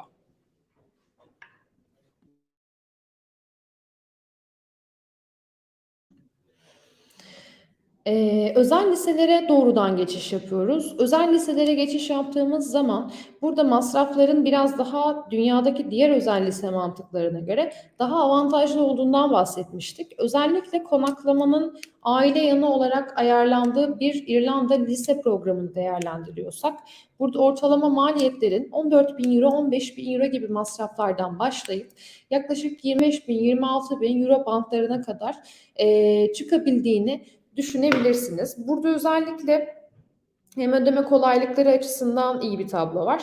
Hem de aynı zamanda öğrencilere dediğim gibi devlet liseleri maliyetinde özel liselerde eğitim almak gibi bir fırsat avantajı da bekliyor oluyor. Genel Avrupa'yı inceliyor olacaksak, İtalya, Fransa, İspanya, İsviçre gibi ülkelerde yani aslında ana dilin İngilizce olmadığı, kendi dillerinde müfredatların okutulduğu ama aynı zamanda da kendini bu deneyimin içerisinde bulmak isteyen öğrenciler için devlet liselerinde değişim programlarımız var. Bunun yanı sıra biraz daha İngilizce eğitim ağırlıklı ilerlemek isteyen öğrencilerimiz içinse uluslararası müfredatları takip eden ve yatılı okul mantığında ilerleyen hem IB okullarımız hem A-level okullarımız, İngiliz tipi okullarımız, hem Amerikan okullarımız hem de Kanada tipi eğitim veren okullarımız bulunuyor. Bu yüzden de maliyet süreci çok çok farklı. Hani şöyle düşünelim, Polonya'da bile ana dili Lehçe biliyorsunuz. Bir İngiliz müfredatı işleyen lisemiz var. Bu tabii ki hani neden İngiliz lise müfredatını bir Avrupa ülkesinde alalım diye düşünebilirsiniz ama Avrupa'nın çok daha Türkiye'ye yakın konumu olması, bazı ülkelerde yaşam masraflarının gerçekten çok daha uygun olması ve öğrencilerin aynı zamanda İngilizcenin yanında bir dil daha kesinlikle kendilerine katacak olmaları burada etken unsurlardan biri ama hani hatırlatmış olalım. Tüm bu ülkelerde İtalya, Fransa, İsviçre, İspanya, Almanya gibi ülkelerde aynı zamanda kendi ana dillerinde de müfredatları öğrencilere sağlayan okullarla da çalışıyoruz. Masraflara bakacak olursak da masraflar özellikle devlet liselerinde ortalama yıllık 8.500 Euro'dan başlıyor. Fakat tabii ki buna bir üst limit bulmak ve vermek çok doğru değil diye düşünüyorum. Özellikle İsviçre için bir ortalama vermemiz gerekirse 40.000 İsviçre frangı ile 90.000 İsviçre frangı arasında bir maliyet söz konusu yatılı okullarda. Fakat bu maliyetler neredeyse aktivitelerin bile dahil olduğu paket programlar. Bunu da hatırlatmış olalım. Buraya kadar bir soru varsa genel ülkeler ve sistemlerle alakalı alabilirim. Yoksa da başvuru süreçlerini yaparken nelere dikkat etmeniz gerekiyor? Bunlarla alakalı sizlere mutlaka bilgiler paylaşmak istiyorum. Umuyorum ki çok da faydası olacaktır. Şimdi yurt dışında liseler, yani bugün buraya geldik. Bizler sizlerden önce bizim IHSO'daki etkinliğimize katılan tüm lise partnerlerimizle bir tanışma toplantısındaydık. Sizler için daha iyi nasıl imkanlar ortaya çıkartabiliriz? Türkiye'deki öğrencilerin hangi noktalarda desteğe ihtiyaçları var? Bu süreci sizler için daha sorunsuz ve daha anlaşılır düzeyde nasıl ilerletebiliriz? Bunlarla alakalı çok detaylı görüşmeler yaptık. İnanın hani burada anlatacağım adımlara birazcık sizler de eşlik edebilirseniz karşınızda sizlerle çalışmak ve sizleri okullarında ağırlamak için çok istekli temsilcilerin bir arada olduğu bir fuar alanı var aslında şu anda. Özellikle de dediğim gibi burs imkanları oldukça heyecan verici. Hepinizin endişelerini az çok okul temsilcilerimiz tahmin edebiliyor. Bizlerden de aldıkları feedbacklerle gelecek soruların tamamına artık hazırlıklılar diyebiliriz. İlk günü belki geride bıraktık. Bu bugünün son semineri. Ama özellikle bu seminerden sonra yarının çok daha iyi değerlendirileceğini düşünüyorum. Yurt dışında lise başvurusunu peki nasıl yapmanız gerekiyor? Yani burada doğru soru nasıl sorulurdan tutun, sizin kendinize sormanız gereken sorulara kadar birçok farklı bilgiyi derledik, topladık. Tabii ki önce ne istediğinizi biliyor olmanız lazım arkadaşlar. Yani amacınızı kendi içinizde belirlemeniz lazım. Burada tabii ki çoğunuzun belki yaşı, belki ailenizin ekonomik durum olarak hangi opsiyonu daha rahat karşılayıp karşılayamayacağı ile alakalı birçok endişeleriniz ve tereddütleriniz olabilir. Bu noktada mutlaka ailenizle bu süreci konuşarak amaçlarınızı belirlemeye çalışmanızı öneririm. Ve tabii ki çok fazla araştırma yapmak, yani bizim gibi aslında acentaların da sunmaya çalıştığımız opsiyon bu size. Bu platform sayesinde tüm ülkelerin neredeyse lise müfredatları, süreçleri, fiyatlandırmaları, temsilcilerine kadar dokunabilme imkanımız oluyor. Dolayısıyla da bu eğitim sürecini alacak olan kişinin de siz olacağınız düşünüldüğünde aslında bu kararı, yani son kararı vermek biraz size düşüyor. Ama dediğim gibi yani mutlaka ailenize de danışarak bu süreci ilerletmek ve yürütmek durumundasınız. Bütçe konusuna değindik. Aileyle mutlaka konuşarak ilerlenmesi gerekiyor dedik ama az çok aklında neler yapmak istediği belirli olan bir öğrencinin aşağı yukarı nasıl bir eğitim alması gerektiğini de bizlere doğru ifade ettiğinde kendini bizler de paylaşmış oluyoruz. Bu noktada işte ailelerinizde sürece dahil etmemiz %100 şart. Yani iletişim kurmuş olduğunuz Entisebot danışman arkadaşlarımız ve okul temsilcisi arkadaşlarımızla mutlaka ailelerinizle davet ettiğiniz bir görüşme yapmanızı öneriyoruz ki bütçe konusunu çok daha iyi bir şekilde belirleyebilin. Ve amacınızı belirlerken aslında belki de ilk olarak listeye almanız gereken yeterliliklerinizi ve isteklerinizi listeleme aşaması. Yani siz kendinizden ne bekliyorsunuz? Lise mezuniyet süreciniz nasıl şekillensin istiyorsunuz? Şu anda mevcut not ortalamanız ne? Almış olduğunuz dersler ve geçiş notlarınız. En başını hatırlayın seminerin. Transkriptin öneminden bahsettik. Okulların sizlerin eğitim aldığınız müfredat anlamında fikir sahibi olması ve akademik düzeyinizi ölçümleyebilmesi için önemli olan bir belge. Bunun yanı sıra bugün bütün gün IHSO seminerlerine katıldınız ve eminim öncesinde de bu süreci araştırıyordunuz. Aklınızdaki ülkeler, bunları listeleyin. Size göre artı yönleri, eksi yönleri, şu anda mevcut yabancı dil seviyeniz, ailenizle oturdunuz, konuştunuz. Ortalama bugün fiyatları öğrendiniz mesela. En basiti bu seminerden bile epey bir bilgiyle ayrılıyor olacaksınız. Dolayısıyla da maddi yeterliliklerinizi sıralayın ve başvuru yapacağınız tarihteki kontenjan durumunu yani Şubat ayının bitimi biliyorsunuz bu hafta sonu. Mart ayı itibariyle özellikle Mart'ın ilk 2 haftası son 2 hafta diyebilirim. Çoğu Eylül devlet okulu programı için son 2 hafta arkadaşlar. Yani çok da bir geniş bir zamanınız olduğunu söyleyemeyeceğim. Özellikle de burada vaktin ve erken başvurunun çok büyük avantajını görüyor olursunuz. Örneğin çok farklı kontenjanlara sahip okullar içerisinde bile başlarda yüksek miktarda sunulan burs imkanlarının artık kontenjanların kapanma sürecine yaklaşık daha da düştüğünü görebiliyoruz. Yani burs konusunda bile erken başvuru oldukça önemli. Doğru zamanda hareket etmek zorundayız. Bu hayatın her alanında geçerli. Tabii ki yurt dışı lise başvurunuzu yaparken de doğru zamanda hareket etmeniz oldukça önemli. Çünkü bu sürecin her anlamda olumlu akmasını istiyorsak, bu sürecin bir vize süreci olduğunu da unutmayalım lütfen. Nisan-Mayıs gibi artık bu süreci tamamlamak ve vize başvurunuzu yapmış olmak size emin olun çok büyük bir rahatlık katacak. Çünkü çoğu lise ve ülke aslında Eylül dönemi Ağustos sonundan sizleri çağırıp ülkeye 2 haftalık bir uluslararası öğrenci oryantasyonunuzu tamamladıktan sonra Eylül'ün başında artık sizleri derslerin başlangıcında bekliyor olacak. Yani Eylül sizler için aslında derslerinizin başladığı dönem gibi düşünebilirsiniz. Bu yüzden de doğru zamanda doğru adım atmak oldukça önemli. Tabii ki profesyonel danışmanlık desteği almalısınız. Bu anlamda da bugün bütün gün Entisebot'un tüm danışman arkadaşlarım sağ olsunlar çok büyük bir destekle bu fuarı hep birlikte gerçekleştirdik ama randevularda sizlerle zaten olabildiğince görüştük. Bizden randevu mutlaka alın. Yani bu seminerden sonra da randevu platformumuz açık. Yarın için muhakkak bir danışman arkadaşımla randevu oluşturun. En azından az önce saydığım adımları yaptınız. Bu akşam bunlarla ilgili düşündünüz. Ailenizle konuştunuz.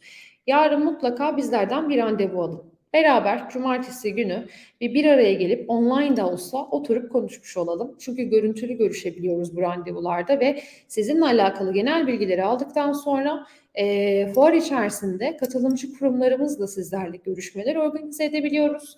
Ya da sizin için oluşturduğumuz eğitim planı çerçevesinde hızlıca aslında başvuru süreçlerine başlamış oluyoruz.